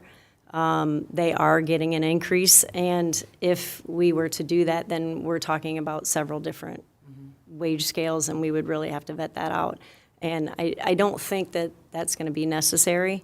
I think that what we're proposing is a fair wage, even though I get what you're saying. I mean, I feel like that with Comcast. Like, if you're a new customer, oh, we're going to give you this thing, but I've been a customer forever and I don't get it.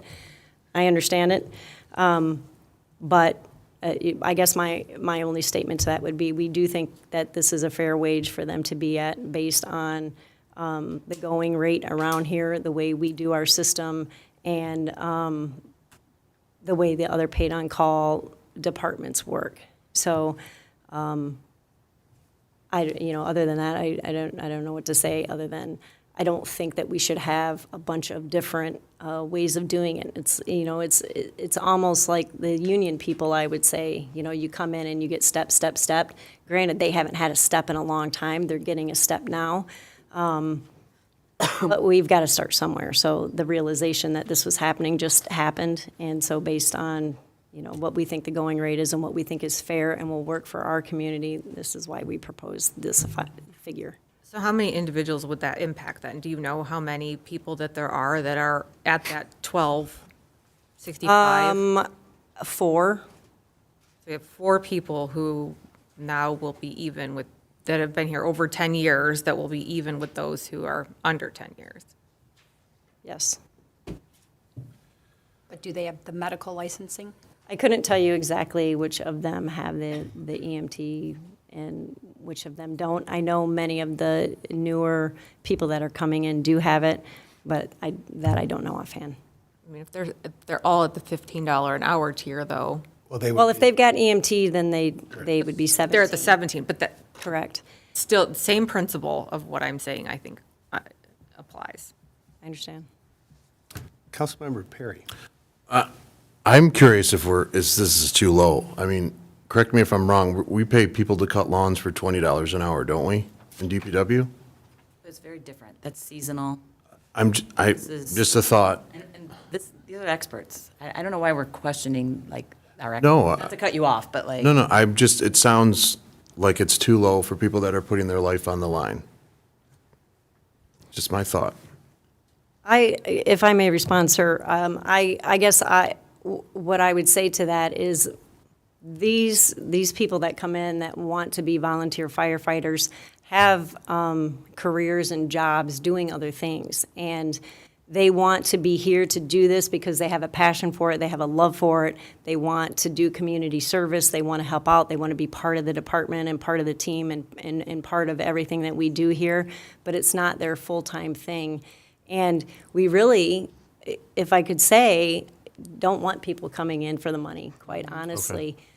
Which is why we think that this is a fair wage based on how we do it. They have a lot of flexibility of when they want to come in and how many hours they want to work. They may work 0, they may work the whole 12. And that's the give and take with the way we do things here. Okay. It's like us. It's like us. You're really volunteering. You're volunteering for the love of community and thy fellow man, but you're not doing it for the money. That is for sure. Okay. That is the difference. Thank you. Any member of the audience like to speak on this?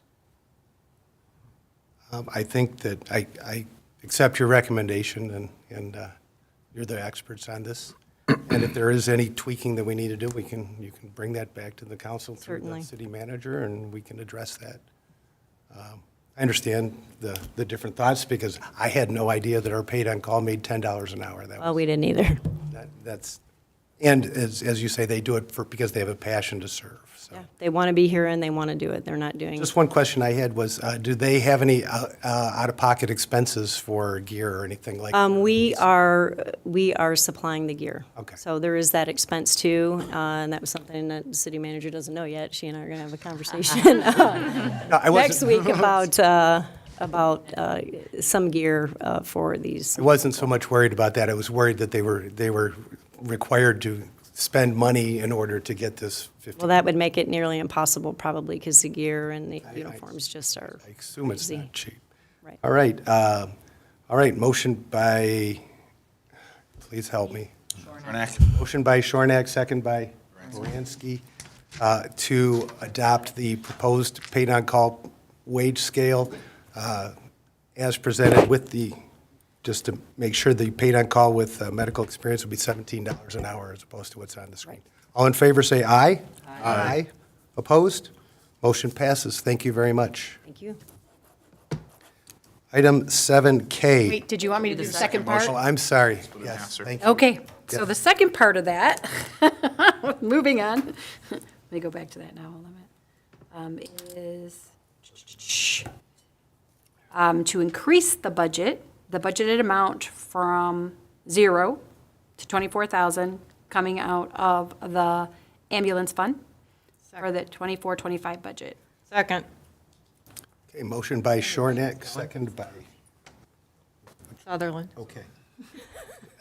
Motion by Mayor Pro Tem Sutherland to increase the budget amount for account 210-301-705.00, wages part-time employees ambulance fund for the fiscal year 24-25 from 0 to $24,000. Any member of the audience would like to speak on this? Seeing none, all in favor say aye. Aye. Opposed? Ayes have it. Thank you. I think that completes this agenda item. Thank you for your patience with me. All right, item 8K, zoning ordinance update proposal. City Manager Lemon. Well, an item that has been a concern pretty much ever since I have been here and probably predating that is the condition of our current zoning ordinance. I'm sure Don can attest to the fact that it really is in dire need of an update. There are a number of items from really state laws passed back in 2008 that have not been carried out in our zoning ordinance and updated. We're very fortunate that Lauren, our planning consultant, submitted for a $50,000 grant from the state for a zoning ordinance update, and we did receive that grant. So we have the proposal from Lauren with McKenna to update the zoning ordinance in the amount of, at this point, it's really an estimated amount of $85,000. So with the $50,000 grant, this would be an additional $35,000 that we would have to pay over the course of 2 years. The projected timeline for this ordinance amendment is 18 months. I think that that's probably pretty fast. It's probably going to take a little bit longer if you ask me. I've been through the process before, and I know that especially with a complete rewrite, it can take a while. This would be something that would involve not only city council, but also planning commission, and there would be public meetings to get feedback from the public regarding the changes for this. So at this point, looking to approve the approve the proposal from McKenna for the zoning ordinance update and waive competitive bidding. Okay. Councilmember Odell. Make a motion to approve McKenna's enclosed proposal to update the Fraser zoning ordinance and waive competitive bidding. Don't we have to do that in two separate because we're waiving? Actually, it's a professional services agreement, right? Okay. We don't need to do competitive bidding on a professional services agreement. Okay. Does that answer your question? Yep. Okay. Need a second? Second. Okay.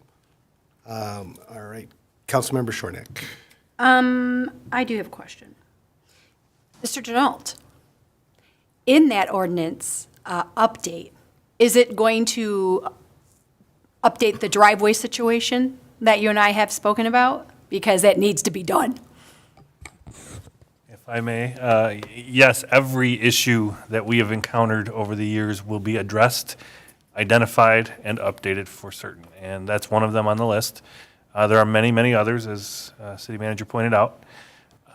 My assumption is the planner will take a comprehensive look at everything and then at some point ask me to be some more eyes for it. But we're going to let the planning expertise start rather than the legal side. And then they'll make their recommendations for how things should be updated for the modern era and going into the future. Excellent. That was one. Two, I don't know who else received the email, but I had received an email from a resident who was concerned about solicitation, and they even has something on their door that says no solicitors, and that's crazy to me. I mean, I'm not home during the day, but I don't see people come. I don't see multiple people coming to my door. I have a Ring doorbell, so I don't see anybody coming to my door soliciting. But apparently, whatever neighborhood he's in, I don't know which neighborhood he's in, but his wife's home alone, and the dog freaks out, and she's getting freaked out because she's getting them like every other day, solicitors, and I'm like, I thought that was kind of odd, but they wanted us, and I said I would bring it up, so I am, to know if we had an ordinance with regards to solicitation. If these solicitors could be fined if there's something on the door that specifically says no solicitation kind of thing. So wanted to ask if that was anything in our, or I know it's not in our regular ordinances, if that was something that we were looking at adding. Right, so to answer that question, that is not a zoning ordinance, not a land use ordinance, that's regulatory in nature. Okay. Typically speaking, a no solicitation, no trespass sign can be prosecuted as a trespass under our trespassing ordinance and state law, so our police could get involved if someone disregards those signs. Beyond that, I don't know that we have a specific, and if we do, it's very old, because I haven't even had a chance to look at it. So we probably have an antiquated soliciting ordinance that we could take a look at. But that usually those kinds of ordinances usually require you to register with the city clerk and let them know you're here, be vetted a little bit to make sure you're not, scaring the community, and that they can call City Hall and say, hey, are these people authorized to be out here? I don't know what we're in for as far as election season canvassing and things like that, but I do know a commercial, another community had a complaint recently, or several complaints about a commercial entity that's This is very aggressive. That's what I think he was referring to from his email. Again, I don't know if anybody else got it, but anyway, I think that's what he was referring to. It wasn't like you're, born-again Christians. I mean, they come to the door, but, you say politely, thank you, no thank you, and they typically leave. But, I guess very aggressively knocking on the door is what he said. And so I was like, okay, because, I get it. That would kind of tick me off too, but I'm also the person to come out and say, yeah. But anyway, because I know that we have that ordinance now too with regards to, or maybe it's not an ordinance, that's probably the wrong word, with who can solicit in our streets, I don't want to use the word panhandling because it's really not. We're like the good fellows I know, we're allowed to solicit. You know what I'm saying? So we only have certain groups that we're allowing to solicit for funds to our community. And I kind of think almost that we should maybe think about that because people are getting way more aggressive now with their sales techniques. So just food for thought on that. And then the other thing was, I don't know if you guys remember this, but I could have sworn we had multiple times that McKenna brought forth things that they had already changed with regards to our ordinances. Do you guys, the people who've been here for a while, Mr. Lessig, do you remember that? Regarding specific ordinance Not the changes? specific ones, but do you remember seeing ordinances that they brought forward that were like, this needs to change, this is why? I know we've approved. Well, we've talked about it, we talked about it in the zoning. approved several. Feels a need for updating and. Yeah. But I mean, we- I get it. We adopt those ordinances, the plan, the McKenna would only recommend those to us. Right. So I don't recall any specifically off the top of my head, but I just was asking if you remember approving some, because I remember approving some. not zoning related, I don't believe. But Councilmember Baranski, you had a question. I do, yeah. So I understand and appreciate that this is a monumental project that is overdue. And I appreciate that they gave an estimate.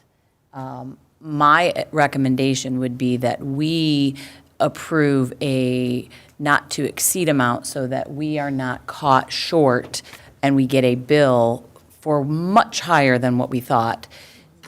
Having just gone through this in my professional experience, it's better to have them come back and explain why it wasn't done or additional funds are needed. So I don't know how you were going to word it, but that is my advice and that's the motion I would approve, if it had a limitation on it.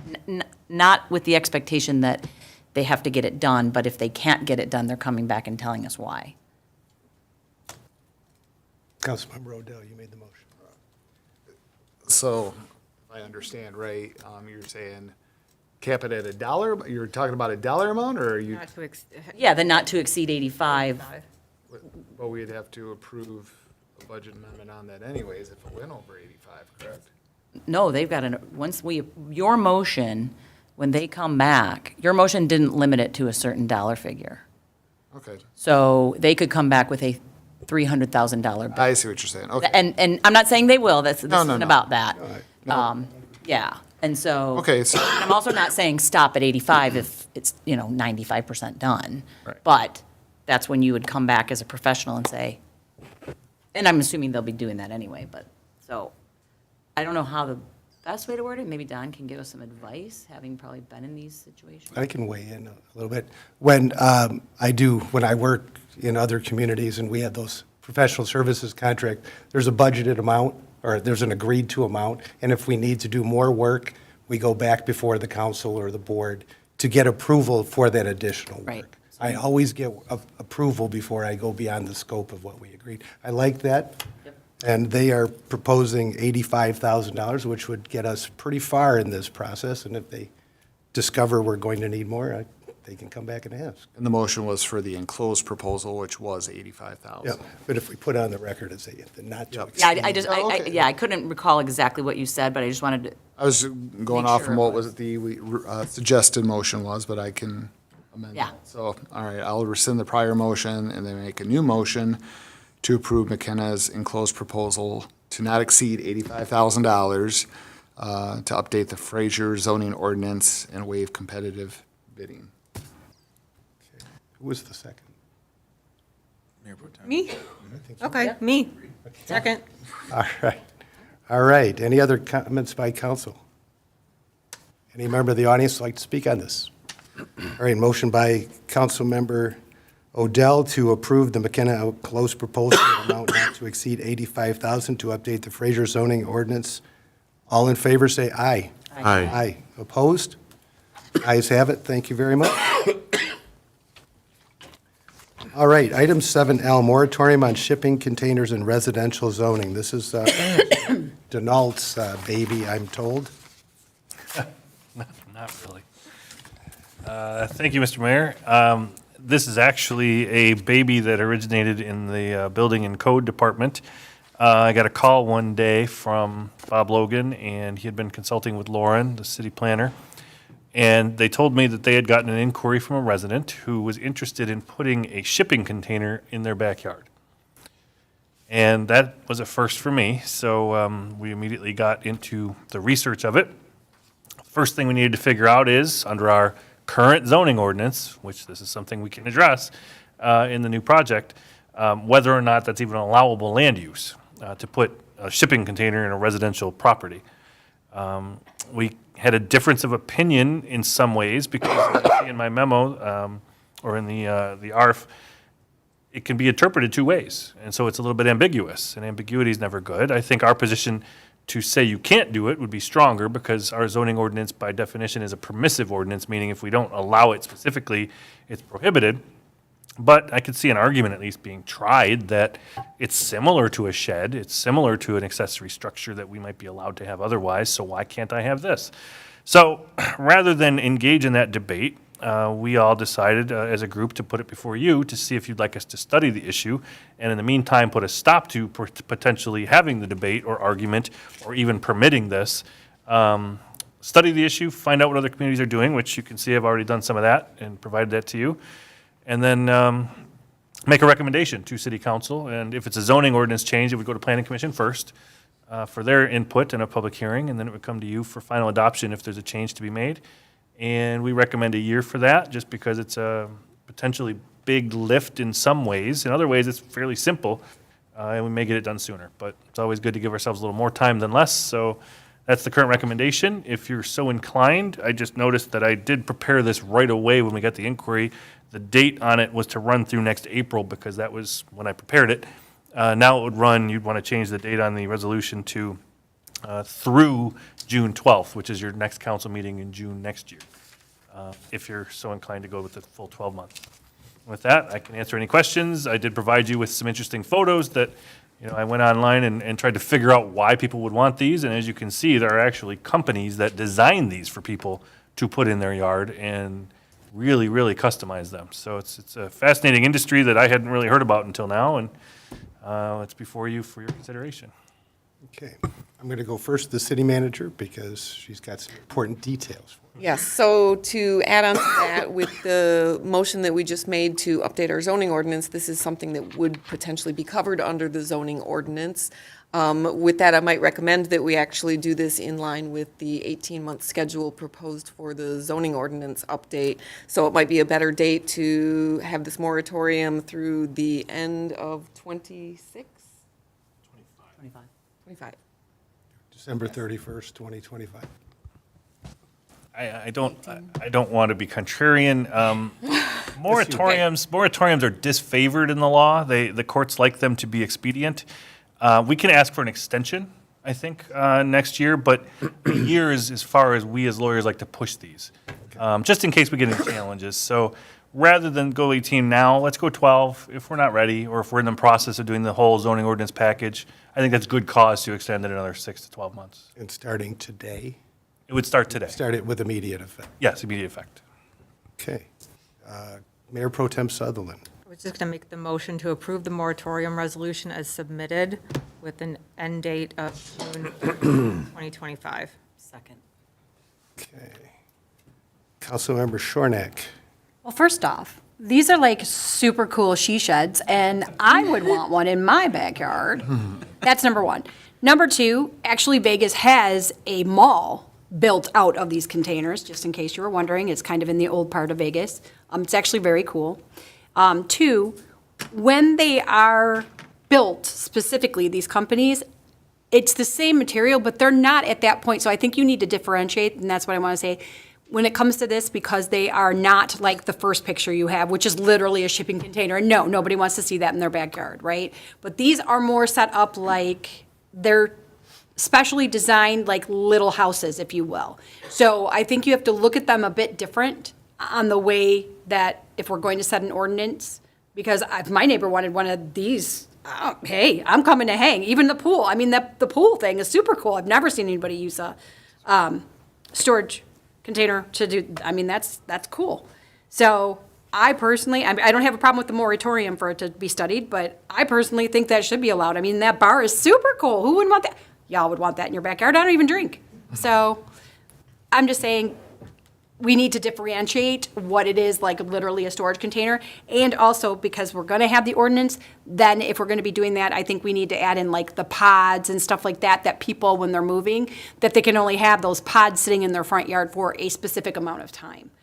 Because like my one neighbor, they weren't moving, but they had a pod sitting there for like 3 months, and people were complaining about it. So in the ordinance, the pods need to have a limited time for someone to be moving in and or out of their home.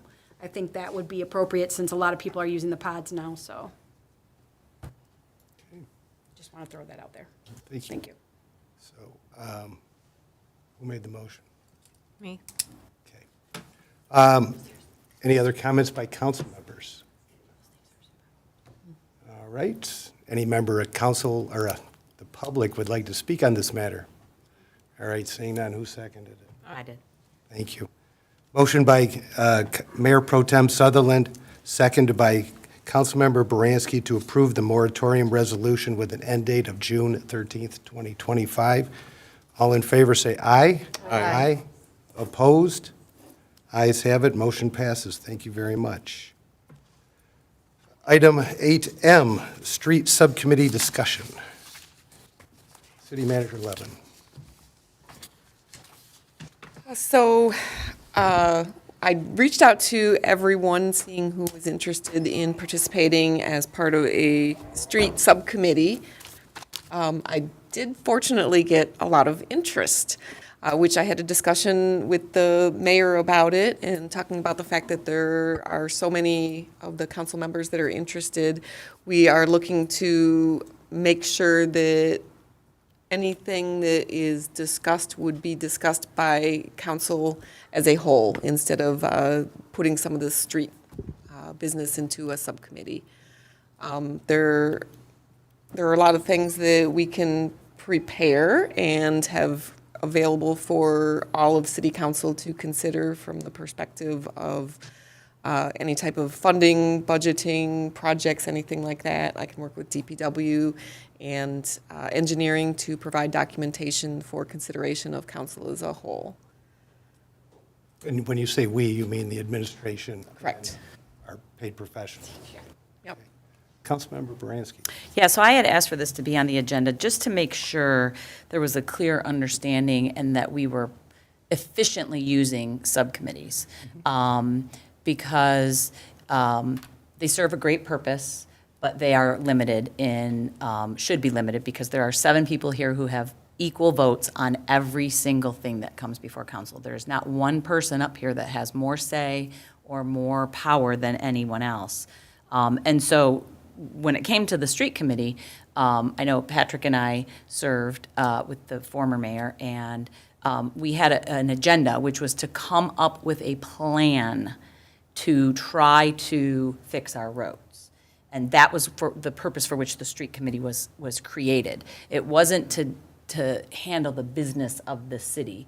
And so I just kind of wanted to make sure that that was the intent, or if the intent was shifting, that's fine. If there's a different reason for the committee, I'm not interested in being on a subcommittee that's dealing with what I consider to be the business of 7. But if the subcommittee is to come up with a plan, I don't personally right now have another plan. So, Patrick and I spent a long time, and that's the other thing, is make sure that everyone understands that our vendors are charging us for every meeting we have with them with that. So it is not to be used as a learning curve or piecemeal, because they also then have to come back and do that. So I just kind of wanted to have a conversation amongst the 7 of us. And then also just because now we've had the new committee, because I was on the former hiring committee, and I'm happy to have given that up. So I was just kind of wanted to hear from Mr. Perry and the others that are on the committee, if it's working, if these subcommittees are working, if they're not, sort of, making sure that everyone's feeling that they're productive. I know the city manager likes them, but I wanted to make sure that council as a whole liked them. I'd like to address that, because I asked Elaine yesterday how many people showed interest, and there were at least 5. And then you said if somebody, you were interested, but you would give that up for someone else. And Mr. Perry, I don't believe you would. I might have forgot to answer. I'm interested. Yeah, so we have Happy to- 7, and I agree with everything you said. We are a council of the whole. And all 7 of us have a keen interest in this, and the community has a keen interest in how we do this. At the same time, we're not the experts. Right. And what my thoughts were is if we as a council direct the administration, that we ask them to come up with a plan, a timeline, a plan, and we set some basic goals and parameters for that. We pass that, they go do their job and come back and report to all of us in public, and everybody sees it. Is that similar to what you were? I mean, would that work for you? I guess that's. I don't have another idea. So if other people on this council have ideas that they want to pursue, because before we created our subcommittee, we talked about bonds. We made it very clear and transparent what we were going to be discussing in the subcommittee, which was how to get the roads done up front at one time. So if no one has ideas, yes, obviously defer to the experts if they have an idea. So I'm not opposed to that, but there's 7 people that want to be on the committee, so what are other people's ideas? Well, we can't really have a rotating committee of That too. members, because then we're doing. Correct. It's just not And that was the other kind of what happened. And also, when council members go to a committee, we now have a different role. And I think we need to be clear on what that role is, and each of us has the same role in this, at the final decision on what we do. And so my thoughts were, have the city manager and AEW and DPW come up with their idea, along with finance department, what kind of funds we have, and set some big hairy goals. And then, Lofty goals. I'll put that in the minutes. Lofty. it's a big, hairy goal. Lofty. So that was my thought. And Councilmember Stein. I agree. Roads are a big, huge point right now, right? Everybody wants to fix. I think if all 7 of us, it should all bring back to all of us. I don't think there should be. They should make the plan, bring it to us, and then we make the decision. So where do we go next? Thoughts? There's a lot of decisions to be made. I'd echo that. We made a run at it one way, it didn't work, so what can we do? If we can't go for the bond and the massive amount, what can we do in piecemeal, you know, to try to make some difference and, you know, let the experts do what they do, and how can we best use our money that we do have or sources that are available to get the most bang for our buck? And that way we can decide, and it might be something that we can agree to, or, you know, it might not, but I think doing nothing is not a good option as well. And Councilmember Shornack had some ideas last month and that's the kind of thing I'm talking about, is that we put forth some ideas, and it doesn't have to be tonight, but then have them come up with a framework and a timeline so we can kind of, I would hope that we get something that we can go out for bid next spring and get things started in 2025. And I would ask that they come up with a schedule and a kind of a way to get there, and then bring that back to us. I'm sorry, I'm getting a little away from the microphone. But bring that back in August, because I won't be here next month, and I would like to be part of that discussion. But, and that gives them 60 days to really. You want them to have a project to put out for bid? Next spring. Yeah, that literally, you're talking engineering by the fall. A lot of, well, engineering by January. And that's what I want to see, if that's if that's doable, and that's. Some of this is stuff that we already know. I mean, we already know, you know, which roads are complete disrepair. It is on. It was on. I think it's just because you're talking soft. Oh. But we. Projecting. Yeah, we already know what roads are in complete disrepair. You know, I mean, these are things where, you know, Pizza Rating and AEW are gonna be able to get us information rather quickly. And, I mean, some of these roads are so bad that, you know, let's do those BHAG goals and try to get it done sooner than later, because like we keep talking about, the cost is just going up. So let's just get done what we can. I think we can definitely have a framework and a plan. Okay. And maybe even potentially some optional plans, and then move forward from there. Okay, so kind of a way to get it done, and then let us know if, and to your point about engineering, is that doable? I mean, I don't want to put out a, you know. I just know when we were talking about the road bond, we were talking about doing the construction in 2025, because That was for the entire industrial park too. I mean, we're talking now about what we can do for our residential roads with the money that we've got. Contractors are bidding. Right, Yeah. so. Same contractors, just big project, little project. Well, you might be able to squeeze in a little project better than an entire industrial park. Costs a lot more for a little project. Do you have what you need to do that? I don't know if we need a motion to do that. I think Nope, I don't need a motion. you've done these kind of things before, and we're just looking for a plan. And I would ask that it comes back in August, if that's acceptable to the council. All right, that was easy. 8N, the Garfield Road closure resolution. To move that to consent. We did add, I'm sorry, I wrote it down here twice. All right, returning business, report of the city administration. Not much to report at this point in time. I did have communication from Macomb County Department of Roads. Starting Saturday, they will be closing Maylin at Kelly for finishing that part of the project. They're going to be routing people onto 15 Mile to get into the industrial complex. So as I mentioned, that will be starting Saturday. They have informed the business owners, so they know that this is coming, and they also have some signage that they either have or are going to be putting up. That's it. Thank you. Is that it? That'll be nice when that's done. Mr. City Attorney Don Deneau. Thank you, Mr. Mayor. Just to update on Councilmember Shornack's question about soliciting, I pulled up the ordinances. Why wait when we can get it done now? We actually do have a 2014 ordinance that I've never seen used or enforced, but it's right on point. It's exactly what I would have probably proposed, or at least in some form close. Licenses are required to be a transient merchant or a peddler in the city of Fraser.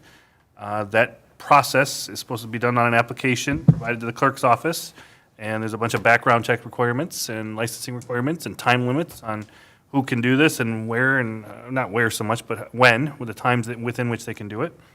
I don't know that Cindy's ever seen one. I don't know if any of her predecessors have ever seen one, have they? Yes. Okay. Okay, well, good. Well, then August has his work cut out for him if this resident wants to let us know who it was or how to check on it, right? The police have their work cut out for them until they come and apply. That's right. And There you go. then we got our work Way to cut out for defer. us. Mr. Denault, does that ordinance include people standing in the street and collecting money? That was a different amendment that we Okay. did. I think it might be in the same section or near it that allows for that based on state law. So state law created some new regulations a few years ago. We adopted those so that we could control our own rights of way and who can do it where and how in the streets because it's very dangerous. And there's different rules and regulations for that. Also, this is only when I say peddlers and transient merchants, this is commercial in nature. So it wouldn't apply to political or charitable or requests for donation type things. This is about people selling wares and selling goods. So if a guy is coming to my house to sell me windows on my house that has fine windows, I can tell him to get off my porch. Call the Get off police. my lawn, yes. All right, thank you very much. Report of Mayor and City Council. Councilmember Perry. Nothing at this time. Councilmember Shornack. Sure, Councilmember Shornack. I was looking over there. Sure. Happy Father's Day to all the fathers and all the mothers who are fathers, in part. Just wanted to make sure, let you know that the museum will not be open for tours or sales coming in July. They take that time off. However, they are still accepting donations, although some members wish they would stop because they have a lot. I just took over a carload yesterday. So from 5:30 to 7:30 on Wednesdays. So they are still looking for young volunteers to help out with stuff around the house and when they have their sales. But they will continue their sales in August. They will be having a big sale. Also, I wanted to mention this last month and I forgot, but veterans often come back with PTSD and a lot of times don't really necessarily reach out for help or not sure where to reach out for help. And so the VFW had a memorial for all those who have committed suicide due to what happened to them during their time of service for our country. And so there is a hotline that I wanted to hopefully get put on our webpage as just like a reference for any vet contemplating taking their own life due to the fact they just can't deal with whatever the circumstances are in their lives at this time. So I just think that's important to have our community outreach to our, well, to anybody and everybody, but in this particular instance, it would be vets. Also, on our webpage, I haven't been on in a long time, so if we have this, it's great, but I do believe that we have a lot of really great organizations in this city, and on our webpage, especially for people moving into our city, I think it would be great to have all those organizations that we do currently have in our city listed there with their websites. So if somebody wanted to join in to the Goodfellows, or join into Fraser First, or join into the Optimist Club, or the Gardening Club, or any of the other things, I think it's great to have something like that out there for residents too, because a lot of times people, when they do get their hands on free time, they want to do something productive and something they enjoy at the same time, and they may not know that those clubs exist in Fraser or anything that we have that's comparable to that. So I just wanted to know if everybody felt like that would be a good idea, and I would love to see that happen for our citizens. So. Okay, thank you very much. Councilmember Stein. Yes, I just want to piggyback on something about the Bump Gunner House. They are looking for people to help in their garden on Thursdays from 5 to 8 too. So Wednesday, Wednesday. I just want to make sure, because I know they were looking for people and they were only getting a couple. So anybody has free time to garden, they have a huge garden that would need a lot of help. Also, happy Father's Day to my husband and to all the other fathers out there. Also, I just want to give a little shout out to the Fraser Skills USA are going to nationals at the end of the month in Atlanta. So I just want to wish them good luck and hopefully they come home with a gold for nationals. Oh, yeah. I've got one thing. Can I mention one more thing? Yes. Sorry. I actually wanted to, I meant to do this actually after we appointed Rob, but thank Mr. Ragsdale for his service to our community. He did start a lot of efficiencies for our city. We now have list of all of our property that we have, and it's also on a list of like when we need to replace it and so on and so forth. There was a lot of really good things he did for our community, and I just wanted to personally thank him because I know that that job is not always an easy job, and thank you for your service. So, thank you. Thank you. Councilmember Baranski. Well, stole one of my talking points, because the other thing that was done, and I think it's invaluable, is he invested in the employees and made sure that the employees, something that hadn't been done in the DPW, to the concerted effort, get, like we do with the Department of Public Safety, get training and education to get licenses and certificates that make them better employees, get us residents better services, and so it's a win-win. So definitely want to echo the thank yous and good luck with wherever life takes him. Obviously, welcome to our newest clerk. Excited to work with him. Only because it's stream of consciousness and I don't want to forget. We had talked about some data that you were going to get from the city assessor about percent of taxes from business versus residents. If you could get that before the September or the August meeting, that would be great. Also, a resident reached out to me today to complain about vandalism at Somerset Park. Someone wrote on the equipment, so I know, and very sad about that. And there are other people complaining, so if we could, school's out, so increase police presence in the parks, especially at that dusk hour, and then get the DPW to, because I'm assuming there's not a camera at Somerset, but. There is. Oh, okay, well then, it's 4 people who wrote their little names on there, so. We may be able to take a look at the. And it was camera between footage. Tuesday and Thursday, because the person goes on Tuesdays and Thursdays, so. Yep, we'll take a look at that camera footage and see what we can find out. Perfect, I will let them know, they will be very excited. And then, if it's kids, they need community service, get their little magic erasers out there and get busy. I think that's an appropriate punishment. Okay. Make them clean up all the Is parks. that like restorative justice? Yes, Implemented absolutely. restorative justice in the city of Fraser. Hot dog. You all set? I'm all set, thank you. Thank you. Councilmember Odell. Nothing really other than a happy Father's Day and congratulations to all the seniors out there that have just recently graduated and for their next stages in life. And I wish everybody a happy June. Okay. Mayor Pro Tem. So myself, Councilmember Stein, and Mayor Lesich attended the Fraser Fame Awards in May, and the East Point Roseville Fraser Chamber of Commerce does a wonderful job putting that together. So I just want to say congratulations to all of the winners, and thank you again to the Chamber for putting on that amazing event. It's always a good time. Everyone have a happy and safe 4th of July.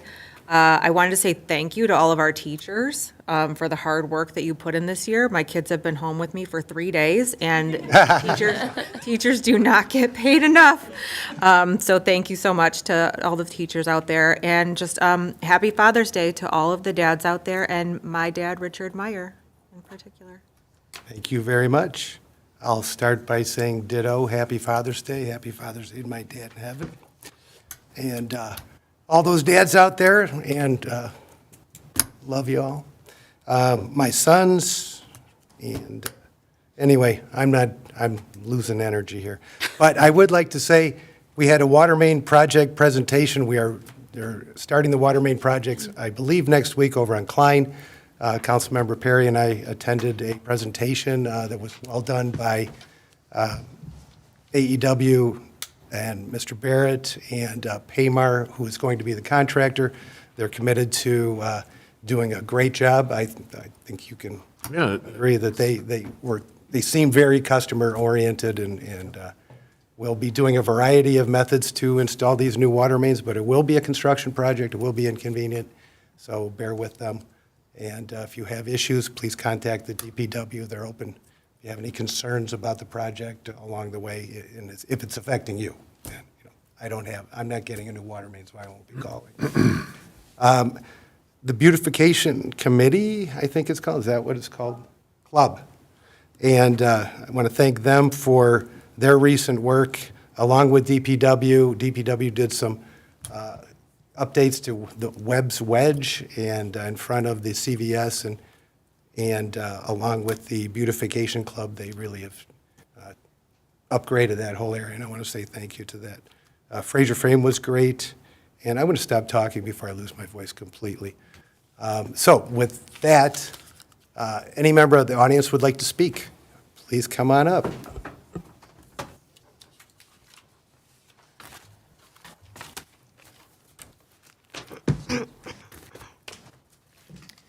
Good evening, Council, and I would like to say Happy Pride Month to all the queer and trans people out there, because I am one. I love you all. Thank you for being your most authentic selves. And my name's Luxio Leon Onyx. I live at 16891 General Avenue, and I just want to say something that I've seen here recently, an example of white supremacy played out live here just now. This is what I mean. When a Palestinian family was here telling you all how much a ceasefire resolution would mean to them, you ignored them all. When a cop comes up and asks for more tasers in the next meeting, you easily said yes. That hurt to watch. However, I expected it ever since I came in here. This room was the most diverse Fraser's ever been at one point with that Palestinian family, which is something Fraser obviously fears. That's why we'll gear up our cops for such a small town. Hey, might as well put the National Guard here so every white person in Fraser can finally feel safe. Now, if a black family came in here and talked about police brutality they have faced in this town and others, would you ignore them too? Act like they never existed? Then give cops more approval to unlawfully arrest black and brown people more? Just saying, all we're asking is that you will be a town that is no longer complicit in genocide. Why continue to choose fear over change?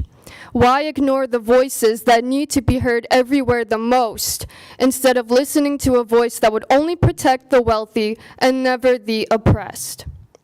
My friends are watching their home countries burn and their people be obliterated every day. I told them to come here to speak to you about a great change that would help save their countries and people, and I know they're disappointed in this council. This kufaya is a piece of my heart. It reminds me of my friends and all the great work we've done. I won't take it off no matter what, because freedom and liberation matter that much more to me than cops always getting freebies. Remember that Palestinian family. Remember the black families too, even here, that have lost their loved ones due to racism and cops too. Why continue to choose fear and violence over peace and change? I want to save lives and free Palestine one day. I hope you all do too, one day. East Lansing School Board recently passed a ceasefire resolution on Monday night of this week. So if a school board can see how important this is, you should all really too. Thank you, and happy Juneteenth as well. Thank you. Any other member of the public like to speak?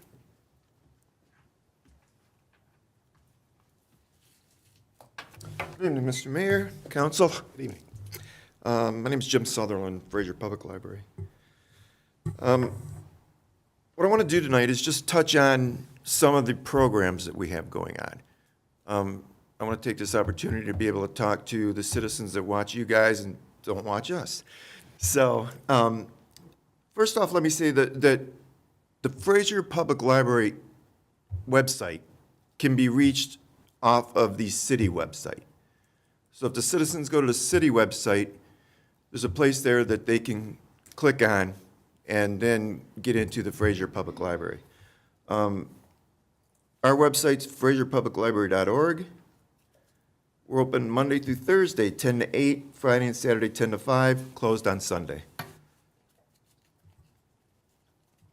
This Saturday, we're starting our summer reading program, which is outstanding. We get a lot of kids that come and sign up for this. This is the kickoff Saturday. It's from 12 to 4.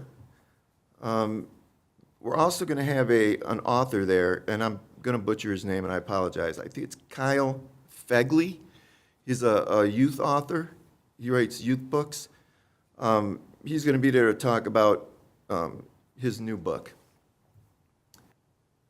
On Monday, we're having our board meeting, so it's open to the public. Our address is 15260 15 Mile. It's on the southeast corner of 15 and Hayes in the strip mall. So we encourage everybody to come out, listen to us, hear what we have to say. Trying not to get too bored with the meetings. And we'd be excited to have as many residents as we can. 6:30. Yeah, 6:30. I know we obviously like 6:30 to 7:30. Yeah, okay. So it's a little longer than that, but you can come and go as you please. Okay, so you don't have to stay there the whole time, residents.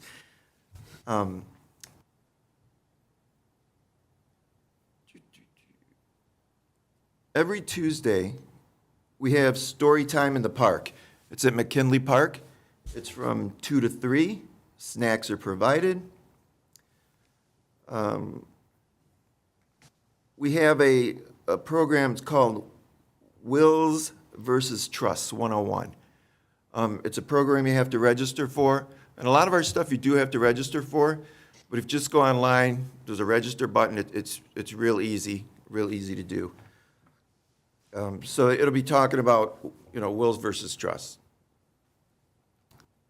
On June 19th, Wednesday, we will be hosting the Fraser First Booster Club. I say hosting, they're just using our facility. Let me say this about Fraser First Booster Club. If any residents are interested in getting involved in the City of Fraser, and you want to become part of an organization that is outstanding and does so much for this community, come to the meeting. Come to the meeting. Fraser First Booster Club is an awesome, awesome club.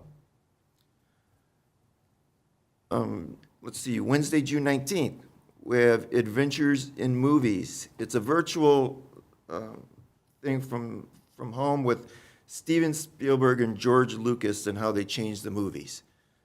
I did not write that time down, I apologize. I don't know. But go to On the website. Sorry. Yeah, that's why, go to the website. I'm just briefly touching on this stuff because I don't have a lot of time. So I just wanted to get this as much as I can out in front of everybody. We have a new club. It's the Minecraft Club. It's another thing you register for. It's going to be on Fridays from 2 to 5. Starts June 21st. The first one will be in person. And then after that, it'll all be virtual from home. You'll log on to the library server, and you can get in through that. So it's pretty cool. It's, I know Aiden loved Minecraft when he was, and so, let's see, what's next? We have a thing that's called Robotics Adventure.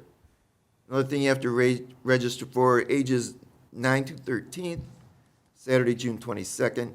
They're going to be making a crawling crab robot. So that seems pretty interesting.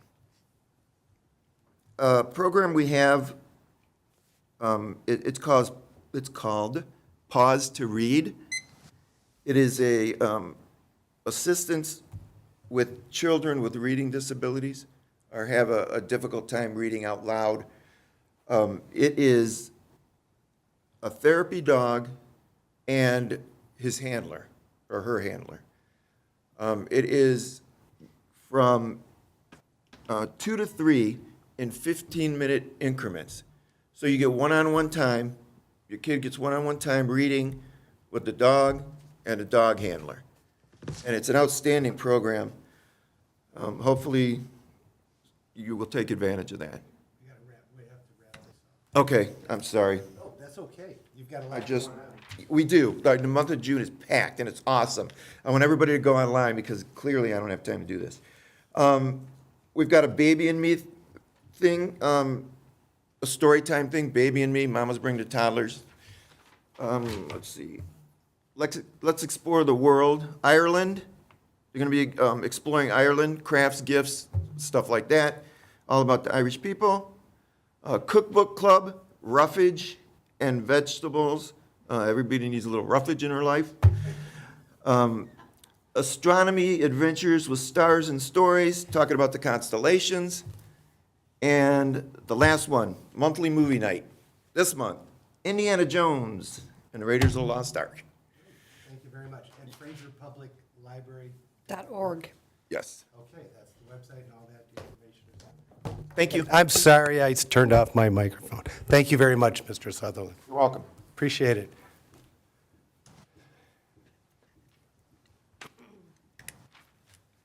Laura Lessig, 15201 Fairview. I just want to add to, thank you, Jim, for bringing up the Fraser First Booster Club meeting on the 19th. It's at 6 o'clock p.m., so that's at the library there.